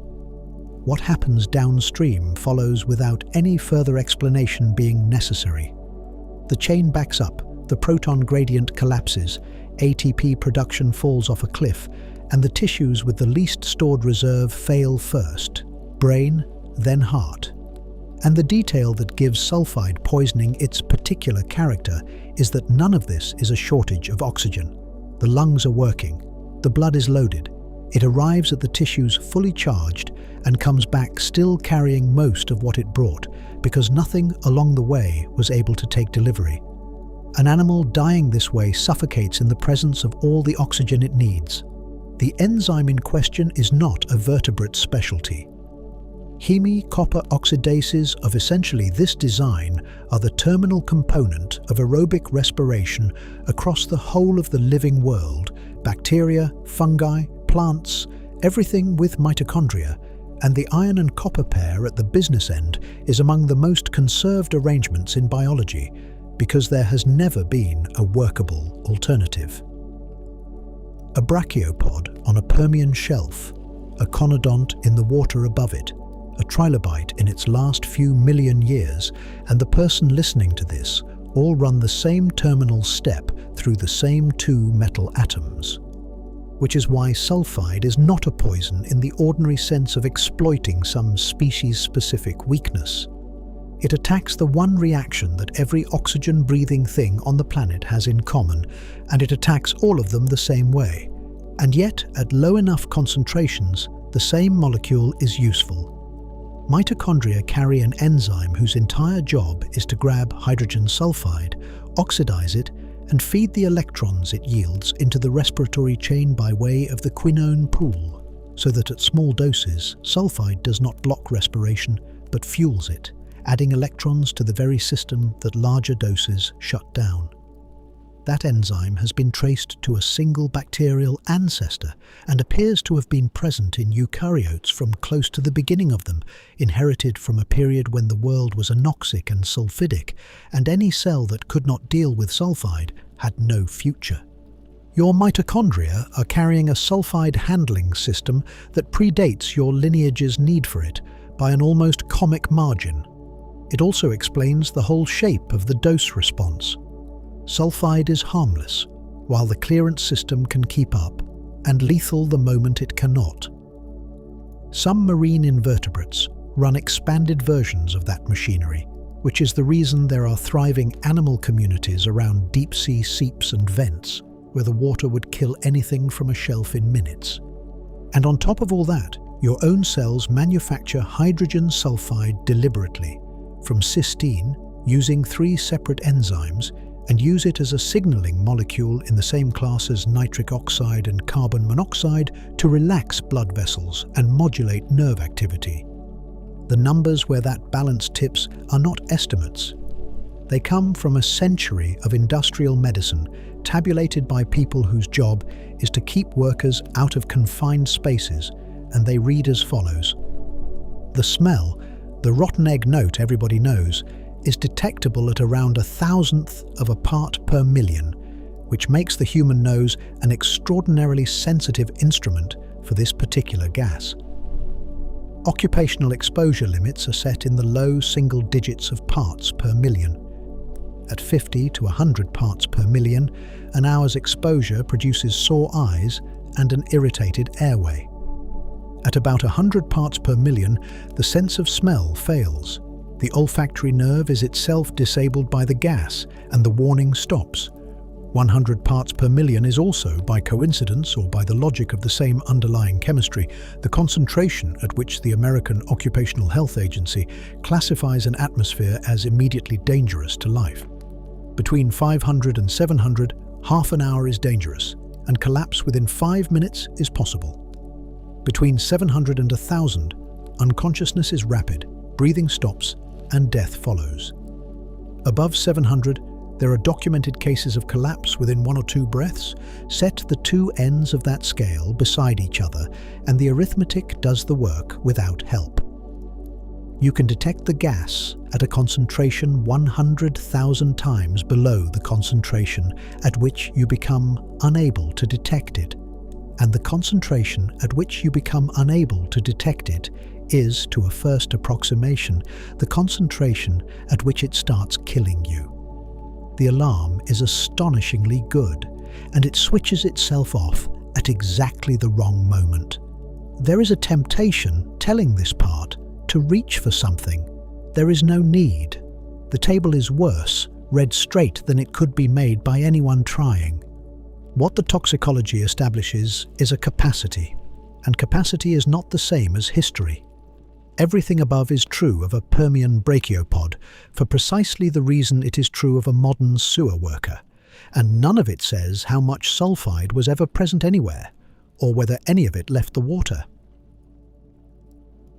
In 2005, Lee Kump, Alexander Pavlov, and Michael Arthur published 4 pages in the journal Geology that turn on a single observation about depth. The boundary separating sulfidic water below from oxygenated water above. The chemocline, which is simply the level at which the chemistry changes over, is not a structure. Nothing holds it up. It has no membrane, no density step of its own, no physical existence, apart from the fact that 2 incompatible chemistries are meeting there and cancelling each other out, which means its position is a balance, and balances can fail. What determines the depth is a rate contest. Sulfide is being produced continuously in the dark water below and works its way upward by mixing and diffusion.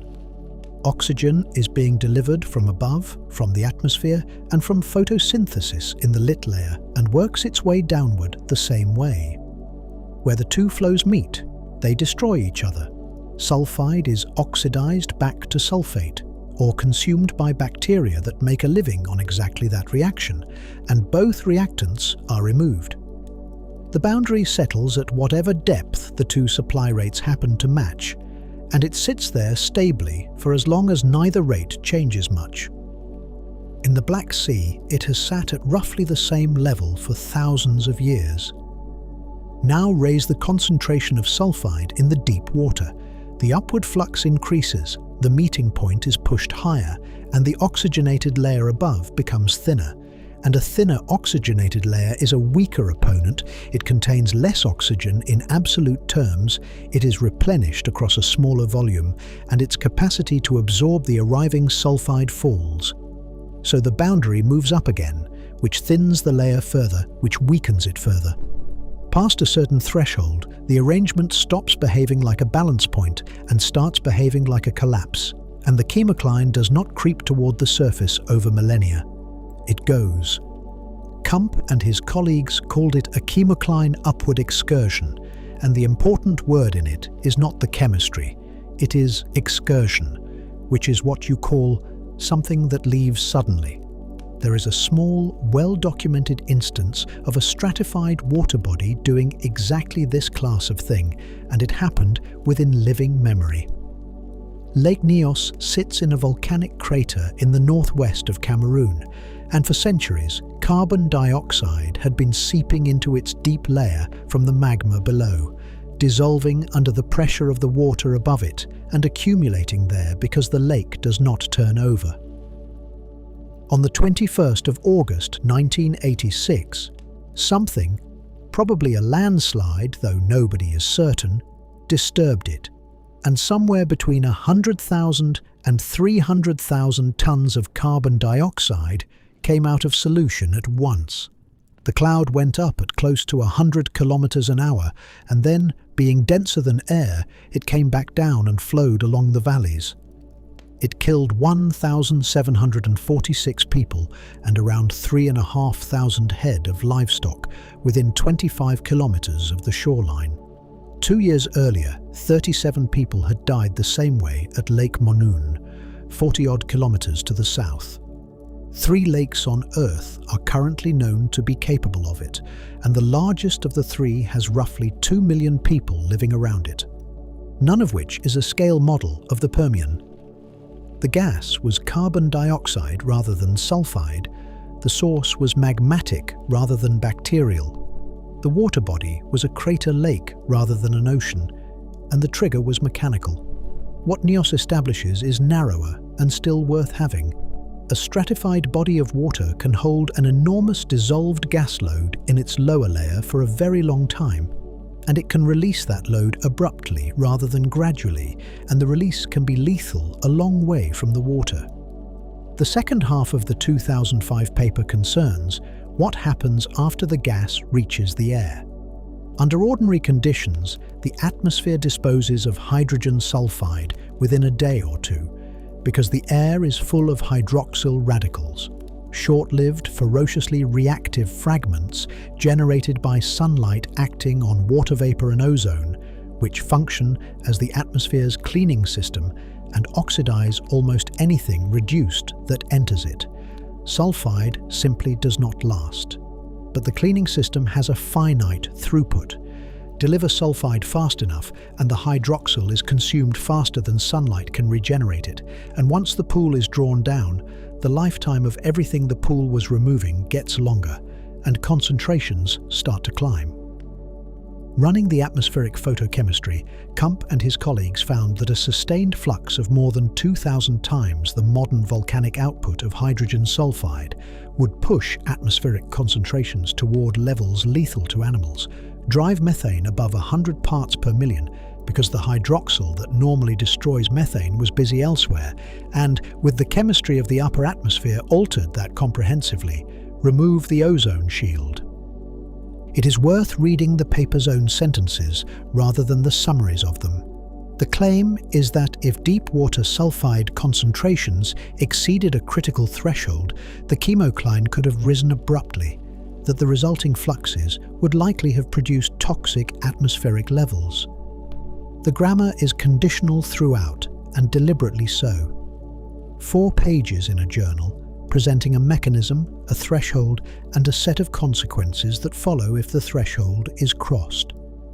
What it does not contain, because it was not that kind of paper, is evidence that the threshold was crossed.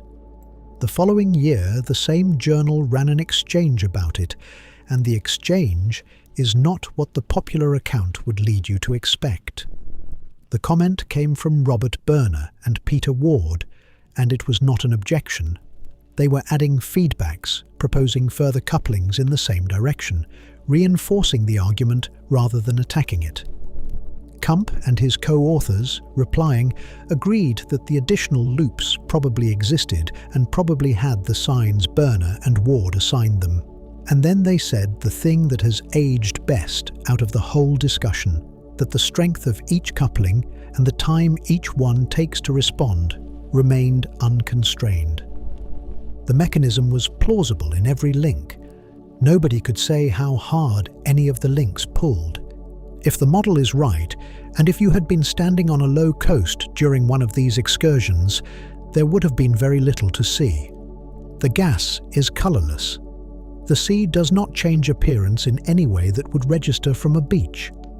The first indication would have been the smell, arriving suddenly and at strength, and then, as the concentration climbed past the point where the olfactory nerve gives out, the smell going away again, and the air seeming to clear.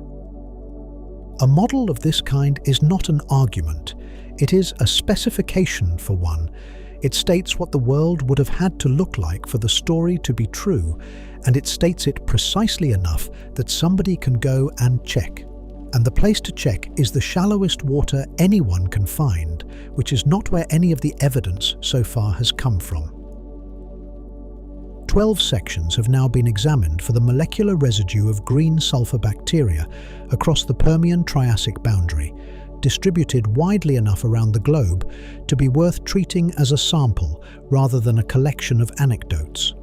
The compound being counted in that survey is not the intact pigment, but the fragments, the short aromatic pieces that survive when the long carotenoid chain finally breaks, which are more durable and more commonly detectable than the whole molecule. They matter for a reason that is easy to miss and turns out to be decisive. Those fragments derive from both varieties of the organism. The brown strain that works at the bottom of the light and the green strain that lives higher up in brighter water both leave them behind. Whichever form was present, the marker should be there. The 12 sections were sorted not by continent, but by the water depth each had been deposited at, and read that way the result has a shape. In the deep water sections, the marker appears after the extinction. In the intermediate depth sections, it appears both before and after, and in the shallowest sections, it does not appear at all. Not before, not during, not after. If you had been able to hang in the water column of one of those intermediate basins at the worst of it, the arrangement would have sorted itself out by depth in a way you could have felt on your skin. At 2 meters, ordinary seawater, stirred by wind and swell, in full contact with the air and saturated with it. At 30, still perfectly breathable and dimmer. somewhere down around 80 or 100 meters. In water the color of weak tea and getting weaker, you would have crossed it, and a meter below that line the water would have killed you inside a minute. The lethal layer was real, and it was extensive, and it was not at the top. That distinction is the whole of the problem, and it is worth being exact about the geometry. The base of the photic zone and the surface of the ocean are not the same place. They are separated in clear water by something like 80 to 100 meters, and everything the atmospheric argument requires happens inside that gap. Hydrogen sulfide does not leave water by being in it. It leaves by reaching the interface, where the pressure of the gas in solution exceeds the pressure of the gas in the air above, and then diffusing across. That interface is the top few meters, the layer worked over continuously by waves, the layer with the most turbulent contact with the atmosphere, the best ventilated and most stubbornly oxygenated water in the entire ocean. It is the last part of any sea to go anoxic and the first part to recover, and it is the only part that matters for getting the gas out. The biomarkers document the bottom of that gap with real confidence. They do not document the top of it at all. There are honest reasons to be careful about pushing this too far, and they should be put on the table rather than kept in a footnote. Shallow water sediments are poor archives of organic chemistry. They are deposited under energetic conditions. They are worked over by burrowing animals. They are more exposed to oxygen, and organic molecules simply do not last in them the way they last in a quiet anoxic mud. Thermal history matters too. How deeply a rock has been buried and how hot it has been governs which of these compounds survive to be measured, and the survey's 12 sections did not all have the same burial history. And there is a broader bias that runs through the entire literature on photic zone euxenia. The well-preserved occurrences come disproportionately from stratified, restricted basins because anoxygenic phototrophs have to build up substantial standing biomass before their lipids register at all in the bulk organic carbon. Which means the strongest molecular evidence for sulfide in sunlight comes, systematically, from the settings most likely to have produced sulfide in sunlight for reasons of their own local geometry, quite apart from anything happening globally. Against that, the survey's choice of compound does close one loophole. Had it been looking only for the brown strain's pigment, the dim light specialist, its absence in shallow sections could be shrugged off as a lighting problem, since a chemocline in bright water would be the wrong habitat for it. The fragments count both strains. The organism adapted to shallow, bright water would have left the same markers, and in the shallowest sections there are none. The decisive difficulty, though, is not about any of the 12 sections. It is arithmetic, and it comes from the model itself. What the atmospheric argument requires is a flux of hydrogen sulfide across the sea surface exceeding 2,000 times the entire modern volcanic output, sustained for long enough to draw down the atmosphere's supply of hydroxyl radicals faster than sunlight regenerates it. That is not a local condition, and it is not a brief one. It is a planetary-scale, continuous discharge. What the geological record demonstrates is sulfide reaching the lower photic zone, in some basins, at some times, episodically, with the signal strongest where the water was deepest and absent where it was thinnest. Those two statements are separated by a distance that no amount of enthusiasm closes. One describes an ocean with a poisoned lower layer. The other describes an ocean actively venting poison to the sky. It is worth being fair about how the gap got papered over, because nobody did anything dishonest. The finding in 2005 was genuine, and it was startling, and the sentence the discoverers wrote, that sulfide toxicity was a driver of the extinction and a factor in the protracted recovery, is a careful sentence that has held up well. What happened next is the ordinary physics of a good idea moving outward. A model published the same year showed what would follow if the sulfide got out. A popular book gathered the two together into a single picture of a green sky and a poisoned continent. And it was a vivid picture, and vivid pictures travel. Somewhere in that transit, the conditional mood was lost. The mechanism was never falsified. It was simply promoted from possible to established without anything new being found, which is a thing that happens to good hypotheses more often than anyone would like. None of which settles the question, because a marine record has a marine record's limits, and the absence of a molecule in a shallow shale is a weaker kind of evidence than its presence in a deep one.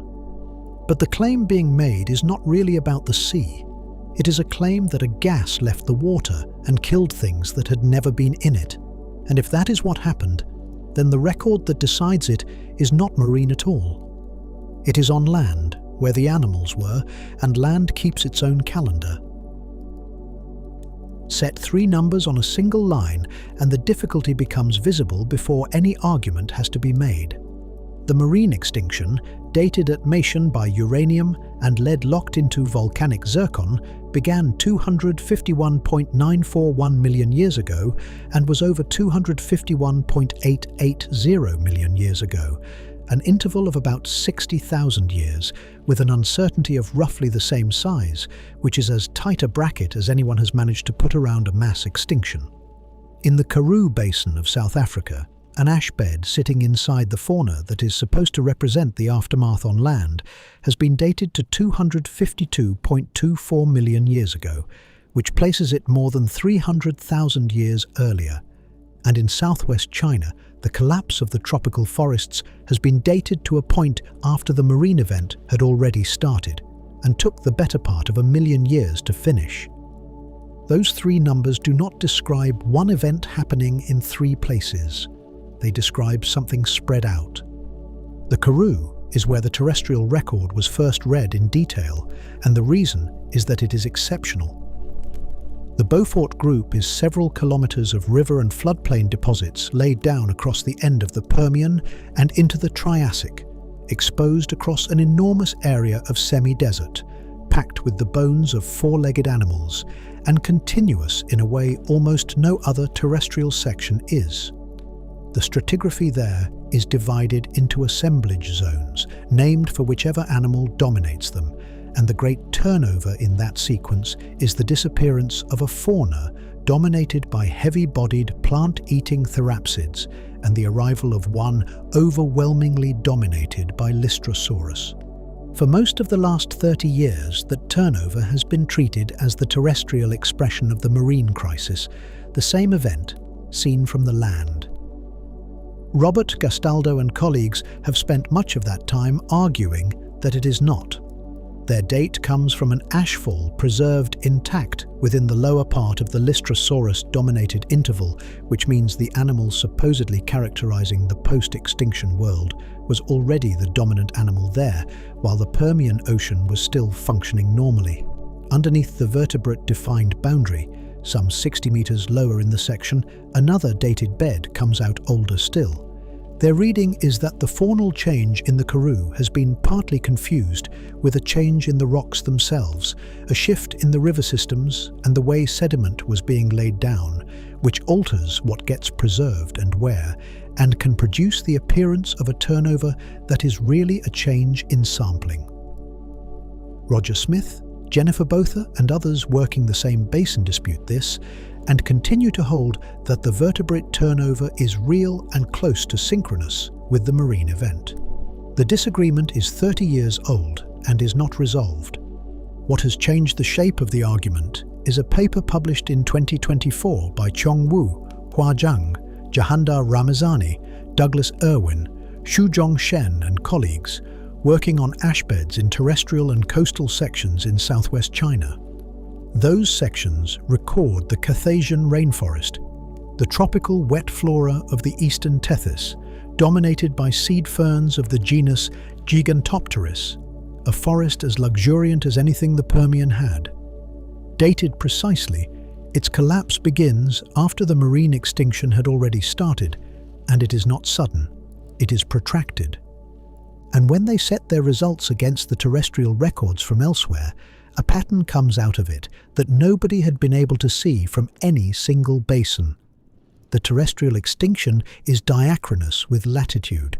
It starts at high latitudes and works toward the equator, and the whole progression from the first high-latitude losses to the final collapse of the tropical forests occupies close to 1 million years, which puts the Karoo argument in a very different light. The Karoo in the late Permian sat at high southern latitude. If the terrestrial crisis began at high latitudes and reached the tropics last, then a South African turnover several 100,000 years ahead of the marine event is not an anomaly requiring explanation. It is what the pattern predicts. The two camps in that basin may have been arguing about a discrepancy that is not a discrepancy at all, and the resolution is that the terrestrial extinction was never a moment. The plants complicate it further in a direction almost nobody expected. In 2019, Hendrik Nowak and colleagues went back to the global fossil record of land plants across the boundary. Not one basin, but everything catalogued, and crucially both kinds of evidence at once, the leaves and stems and wood on one side and the pollen and spores on the other. The two records disagreed with each other badly, and the disagreement had a direction. Gymnosperm macrofossils are heavily undersampled in the early Triassic, largely because early Triassic terrestrial sediments are scarce and have been studied less, while the pollen produced by those same plants is abundant and had never been assembled globally. Pollen shows the parent plants persisting where the leaf record shows them vanishing. Their conclusion was that the apparent mass extinction of land plants is substantially an artifact of where and how hard people have looked, and that what actually happened was lower in magnitude and far more selective, a severe reorganization of vegetation rather than an annihilation of it. At which point it becomes reasonable to ask whether the extinction, as a phrase, is doing honest work. It names something in the marine record that is genuinely sharp. 60,000 years, a defined interval, most of the species in the ocean gone by the end of it. On land, it names a set of losses that started earlier in some places, later in others, took 1 million years to complete, hit animals harder than plants, and may not constitute a mass extinction among plants at all. Those are not the same object described from two angles. Calling them one event is a convenience of language that has quietly been doing the work of an argument. And that is what the terrestrial calendar does to the gas. Whatever else can be said about a chemocline excursion venting sulfide into the atmosphere, it has one unmistakable signature, and that signature is simultaneity. Air mixes. A gas released into the atmosphere in quantity sufficient to overwhelm the chemistry of the whole sky does not arrive in Siberia 500,000 years before it arrives in southern China. The atmosphere turns over in about a year. If sulfide from the sea had killed on land, every terrestrial section on the planet would carry the same date, and the argument about the Karoo would have been settled in an afternoon by anyone with a mass spectrometer. Instead, the dates spread across 1 million years and sort themselves by latitude, which is the signature of a climate moving, not of an atmosphere poisoned. Something was killing on land. The forests changed, the rivers changed, the soils changed, the animals changed, and none of that is in question.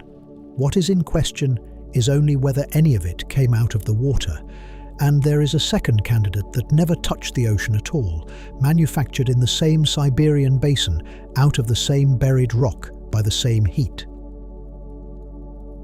In a greenhouse at Berkeley, 60 small mountain pines were arranged under banks of lamps and grown through a full reproductive cycle. They were Pinus mugo, a dwarf conifer that stays low and bushy and can be kept in a pot, chosen because it will complete a pollination season in a controlled space. The lamps supplied ultraviolet B in doses running from none at all up to 93 kilojoules per square meter per day, a range chosen to bracket what atmospheric models suggest the end-Permian sky was delivering. Jeffrey Benker, Ivo Duinsti, and Cindy Louis were not attempting to reconstruct the Permian.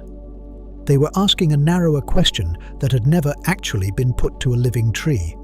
What does a conifer do when the shield is gone? The reason anyone was asking traces back to something odd in the rock. Through the boundary interval, in sections on several continents, the fossil pollen and spores come out wrong. Henk Vischer and colleagues documented the pattern in 2004. Microspores of Lycopsids, the club moss lineage, which in the Permian included large tree-sized forms, released in tetrads that had failed to separate. 4 spores still stuck together as a unit because the final step of their production never completed. Alongside them, conifer pollen with the wrong number of apertures, with air sacs that were lopsided or half-formed or missing. Individually, any of these turns up at low frequency in any assemblage. Plants make defective pollen all the time. What is unusual about the boundary interval is how much of it there is, and for how long, and across how much of the world. The chemistry that would produce a damaged sky was manufactured in the same place as everything else in this account. Cooking a basin full of coal and limestone releases carbon. Cooking a basin full of rock salt releases halogens. Chlorine and bromine come out of heated evaporates directly, and more of them come out as methyl chloride and methyl bromide when the same heat works on organic matter in the presence of those salts. The sills that produced the carbon dioxide were sitting in contact with both kinds of rock at once, in aureoles that stayed hot for years, and there is nothing selective about a hot sheet of magma. Whatever the sediment contained came out. What makes halogens dangerous out of all proportion to their quantity is that they are not consumed by the reaction they drive. A single chlorine atom reaching the stratosphere strips an oxygen from an ozone molecule and is regenerated in the process, so it goes on to strip another and another, cycling through the destruction thousands of times before some other reaction finally takes it out of circulation. Bromine is more effective still, by roughly an order of magnitude. This is why the industrial refrigerant gases of the 20th century could thin the ozone layer over an entire hemisphere at concentrations measured in parts per trillion. The quantity that matters is not the quantity of halogen. It is the quantity multiplied by however many times each atom gets to go round. Benjamin Black and colleagues put the Siberian volatile estimates into a 3-dimensional global climate and atmospheric chemistry model in 2014 and produced the first proper map of the consequences. 2 results came out of it with different geographies. Acid rain, driven by sulfur, was severe and concentrated, modelled pH values as low as 2 across large parts of the northern hemisphere, which is roughly the acidity of lemon juice falling out of the sky onto soils and leaves.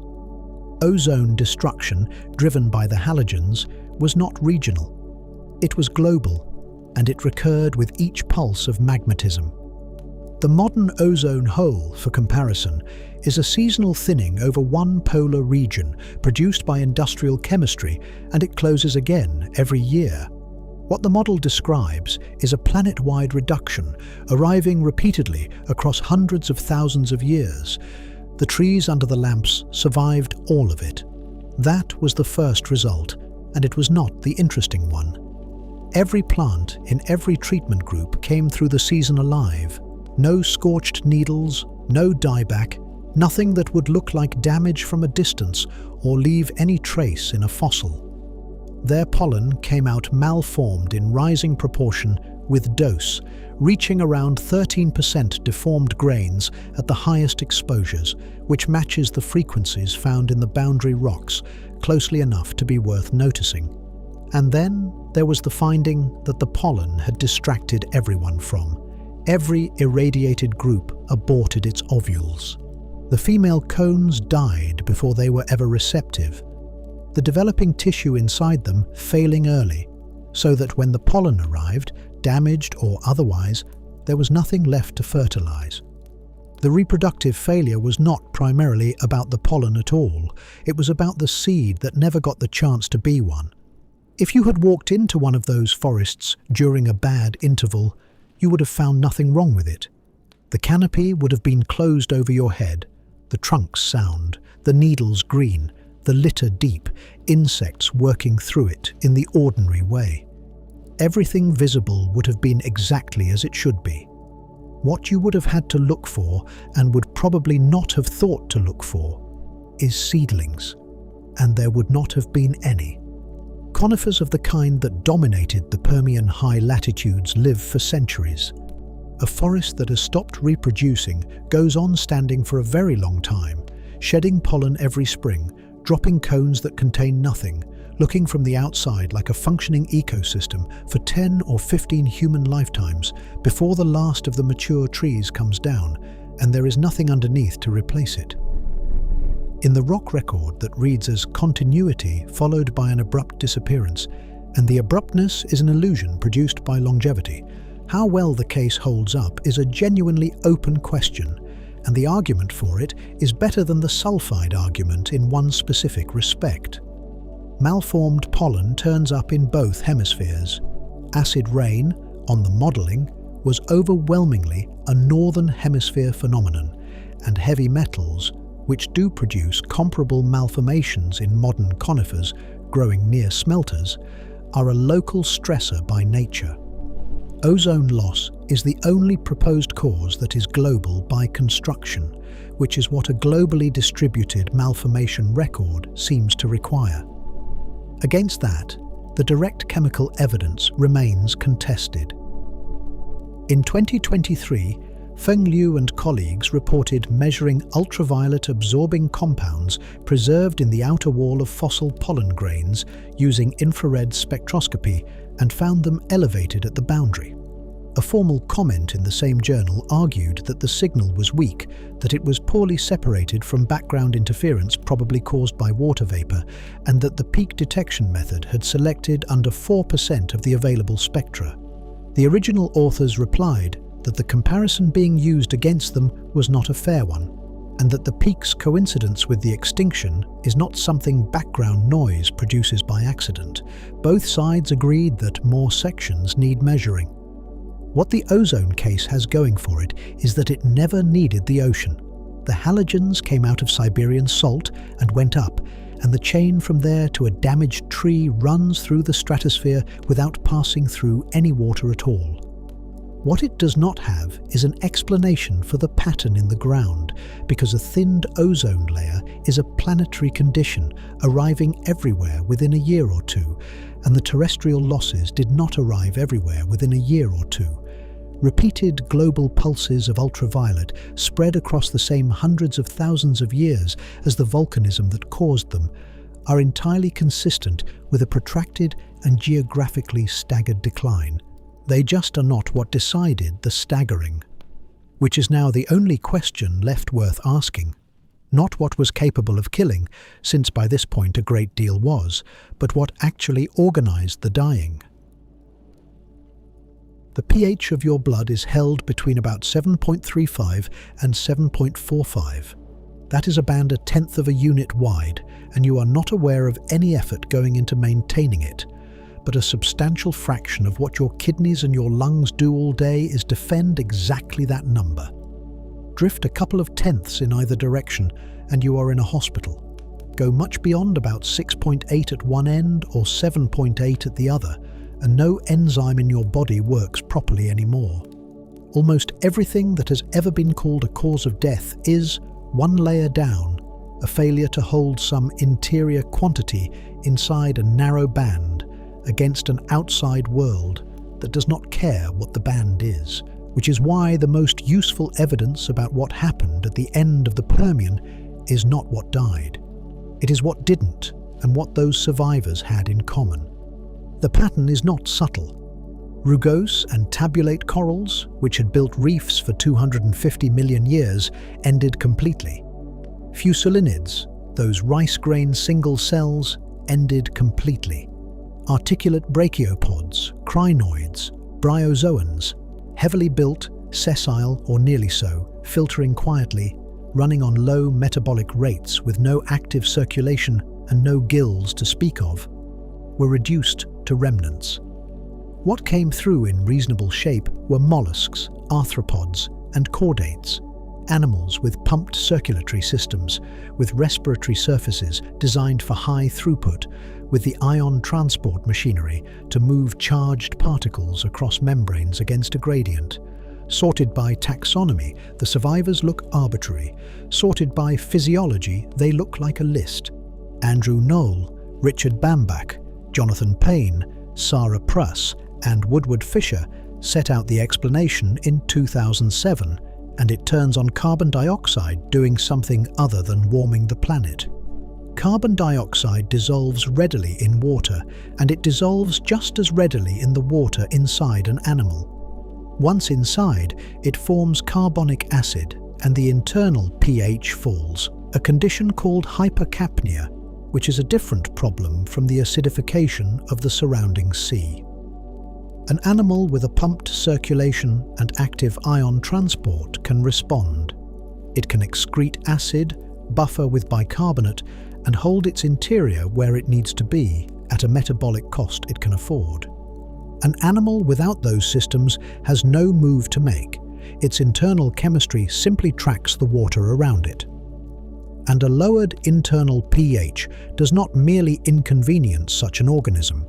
It impairs the binding of oxygen to respiratory pigments, disrupts enzyme function across the board, and makes the deposition of calcium carbonate, which is to say, the maintenance of its own skeleton, thermodynamically harder at precisely the moment it can least afford the expense. The distinction between that and ocean acidification is worth holding on to because it resolves what looks like a contradiction in the literature. Paul Wignall and David Bond, reviewing the marine evidence in 2024, rate ocean acidification as only weakly supported. The rock record does not show the widespread carbonate dissolution that a strongly acidified ocean should have left. Both things can be true. The seawater may never have become corrosive enough to dissolve shells on the seafloor, while the same excess carbon dioxide diffused into the bodies of animals that had no way to get it back out. The gas killed by the internal route rather than the external one, and only the internal route leaves its signature in who survived. The second half of the answer came in 2018 from Justin Penn, Curtis Deutsch, Jonathan Payne, and Eric Sperling, and it is the piece of work that changed what most people in the field think this event was. They built a climate model of the Permian-Triassic transition that reproduced the warming and the oxygen loss the rocks record. And then, rather than asking what died, they asked a purely physiological question. For an animal with a given oxygen demand and a given capacity to extract oxygen from water, where on the planet is there still enough aerobic room to make a living? They called the answer the metabolic index, and they calibrated it against traits measured in living species. Then they ran the world forward and watched the habitable area shrink. The result is counterintuitive in a way that makes it worth trusting. Warming does not hurt tropical animals worst. Tropical species are already adapted to warm water with relatively little oxygen in it. The change pushes them toward conditions they were built for, and there is cooler water within reach if they need it. Cold-adapted animals at high latitude are in the opposite position.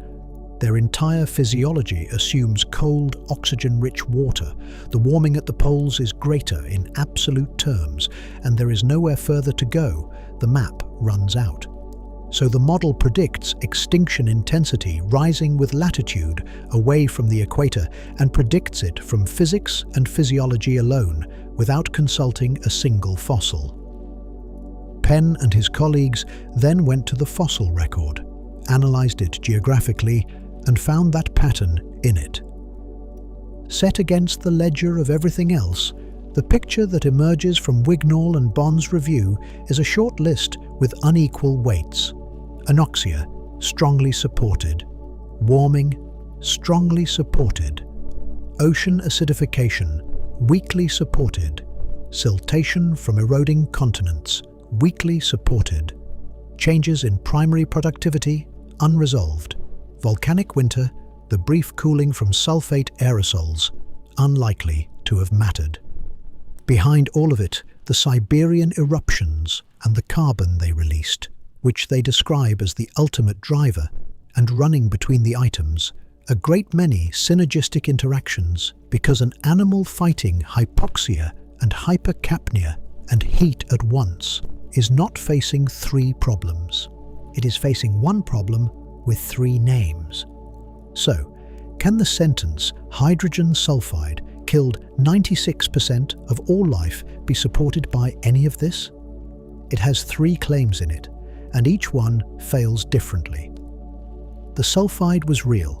The pigment in the Australian core is not in doubt, and where the poisoned water reached, it killed comprehensively and by a mechanism nothing with mitochondria can resist.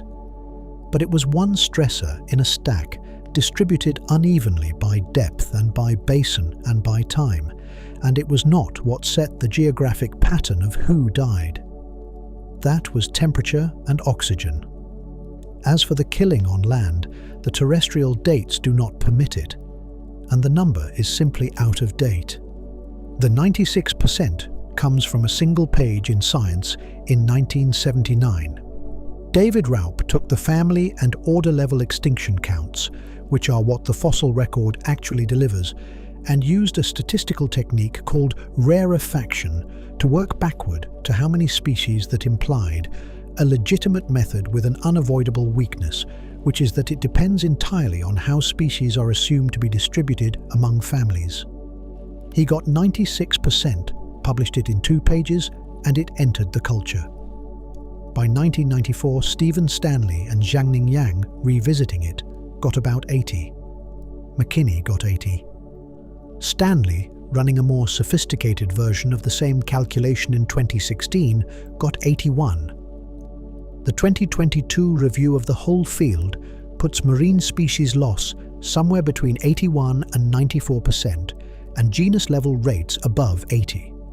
The correction is 30 years old, and the original figure is still the one that turns up in headlines, because 96 is a better number to say out loud than somewhere between 81 and 94, and that is the entire reason it survives, which is a genuinely deflating place to arrive after all of it.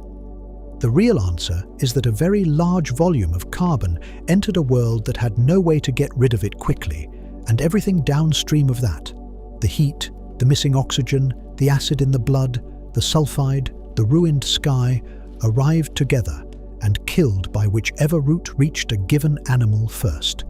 60,000 years of that, and then the counting stops, because what was still alive was going to stay alive. What happens after is roughly 100 times longer and is, by nearly any measure that matters, the larger half of the story.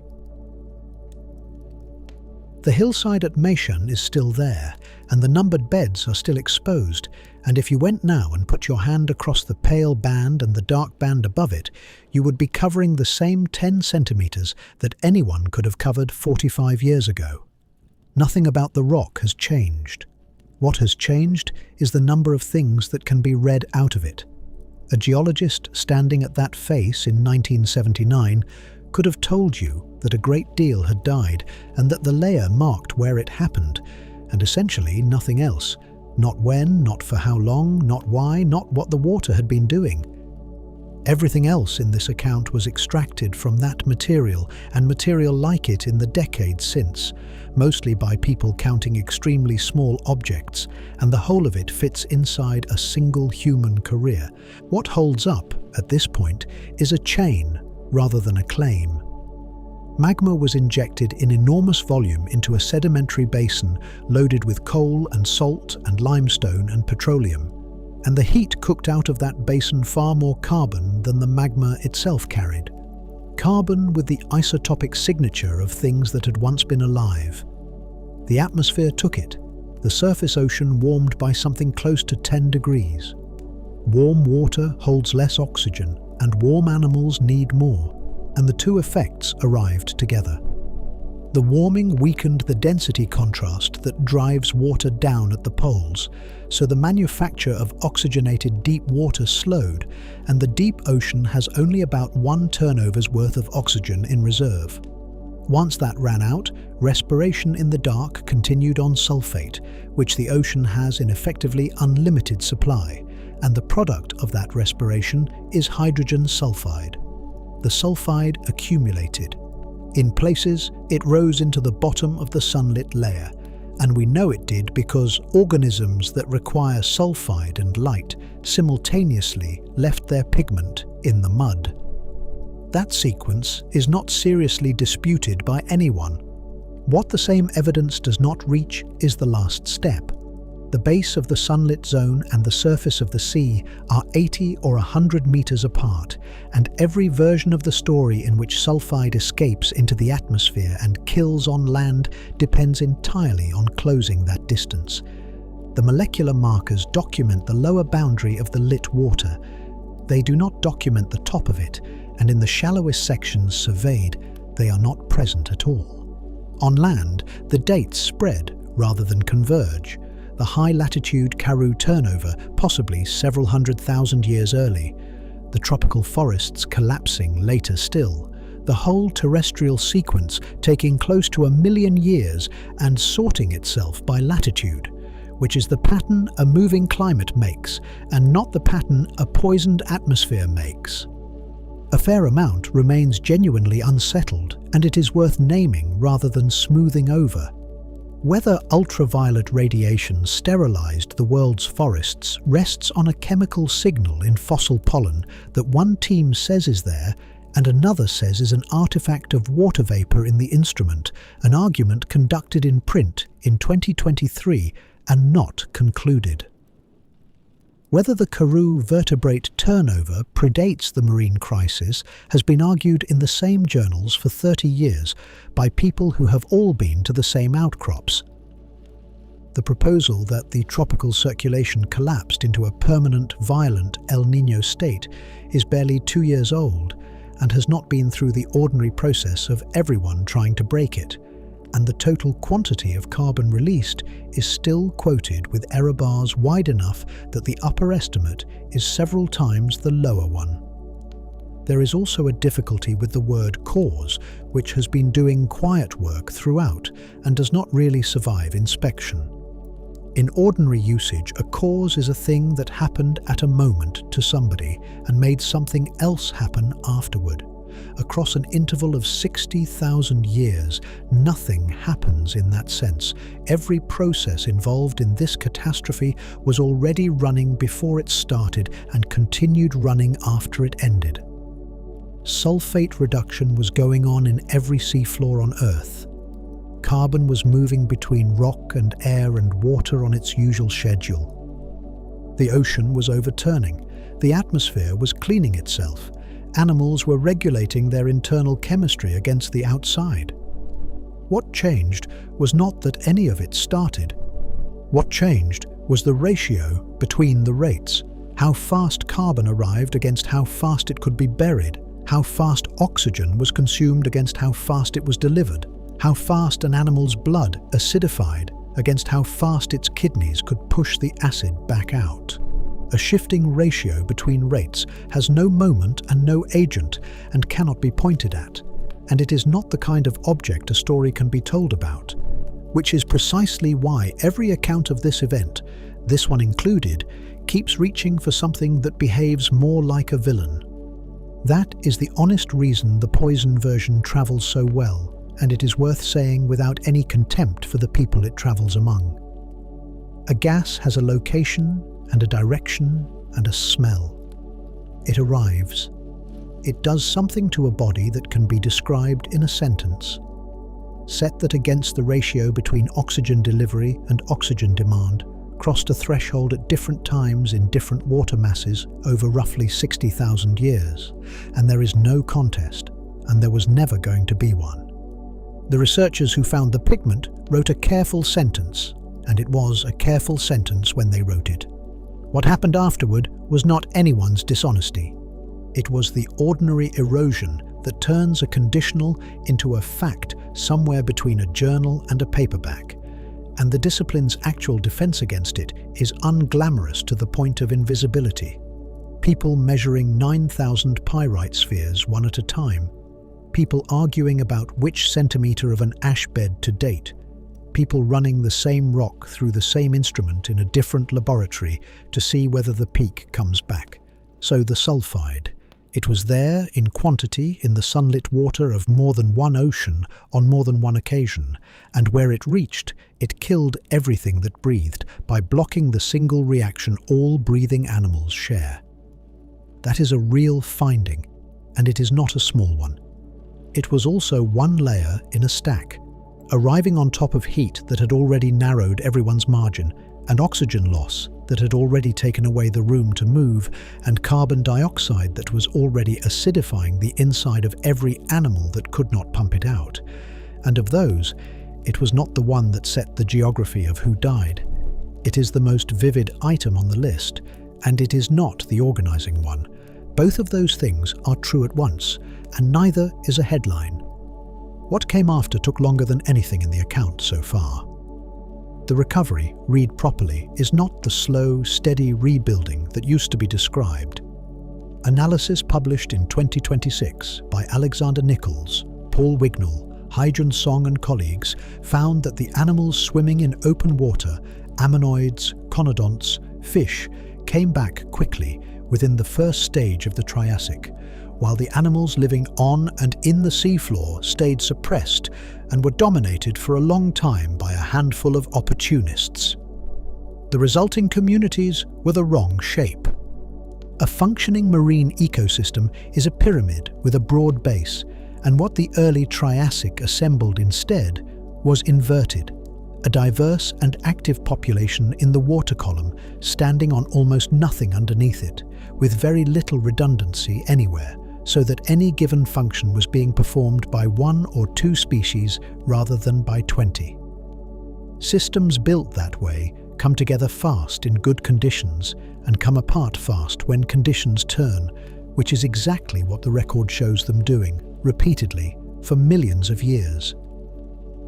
Getting back to the pre-extinction number of species took at least 5 million years. Getting back to a world that worked, reefs building again, large predators occupying the top of the water column, the seafloor properly populated, took 8 to 10 into the middle of the Triassic. On land, one animal dominates the aftermath so completely that the interval is named after it.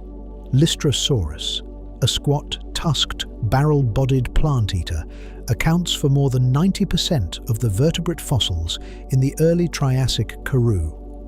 It is worth registering, since the claim is repeated everywhere, that the popular explanation for its success, that its deep chest housed enlarged lungs adapted to low oxygen air, is not well supported. What the evidence does support is duller and probably more important. It ate almost anything fibrous, tolerated a wide range of habitats, burrowed and grew at a rate it could vary according to conditions. Lystrosaurus is also not anybody's ancestor. It belonged to the Dicynodonts, a branch that ran on for another 40 million years and then ended. The line that leads anywhere was already in those same beds, much rarer and much smaller. The cynodonts, cat-sized, sharp-toothed, and also burrowing. There is a fossil from the early Triassic Karoo of one of them, Thrinaxodon, curled dormant in its burrow, with an injured amphibian lying alongside it in the same chamber. The burrow filled with sediment and set, and both animals are still in there together.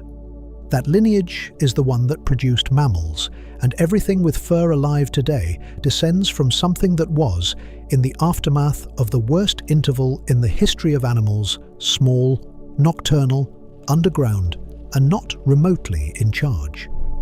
Here is the thing about the green sulfur bacteria, and it is the reason this account began with them. They did not survive the end-Permian. They flourished in it. Every condition that ended the Permian world, the stagnant water, the vanished oxygen, the sulfide rising into the light, was the exact condition they had evolved for, back when the whole planet was like that and there was no alternative. For them, the crisis was not a catastrophe. It was a brief and welcome return to normal, a few million years of expansion in an interval that, from their point of view, has otherwise been an unbroken decline lasting 2 billion years. Which means the vantage point can be turned around. Seen from inside that 20-meter band, the reefs and the forests and the fish and the whole oxygen-breathing enterprise are the anomaly. And the end of the Permian was the correction, and the correction did not hold. Nothing in that is consoling, and nothing in it is despairing either. It is only a different place to stand, and standing there for a moment makes it easier to see what actually came through on our side of it. Not the reef builders, not the great anchored filter feeders, not anything that had grown magnificent by specializing. What came through were the animals that could hold a number steady inside themselves while the number outside them moved. That could pump acid out, buffer, regulate, keep an interior at odds with an exterior. That capacity is why you are here. You are exercising it at this moment, without noticing, and you have not stopped since the day you were born. The boundary went back down eventually, not at any moment, and not everywhere at once, but over millions of years, a meter at a time, with reverses. Light reached a little deeper into the water, then deeper again. Animals that had been holding on in shallow refuges spread back out across shelves that had been empty for longer than any lineage could remember, because lineages do not remember. Somewhere in the middle of the Triassic, there were reefs again, and something large was hunting near the surface, and the water was clear all the way down. The old condition never disappeared completely. It withdrew into the places that still suit it. A fjord in Norway, a basin off the coast of Venezuela, and 100 meters down in the Black Sea, in a band of water about 20 meters thick, in light so faint that no instrument would call it light, something is quietly making a living out of poison and the last few photons, exactly as it has always done. That is what is left of the worst thing that ever happened to this planet. A seam. It is enough for them. The planet took its time. It always does.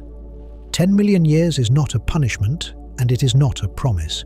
It is simply how long the work takes, and the work got done, and here you are. The room is dark. The water is deep, and it is quiet down there. Nothing is required of you. Rest now.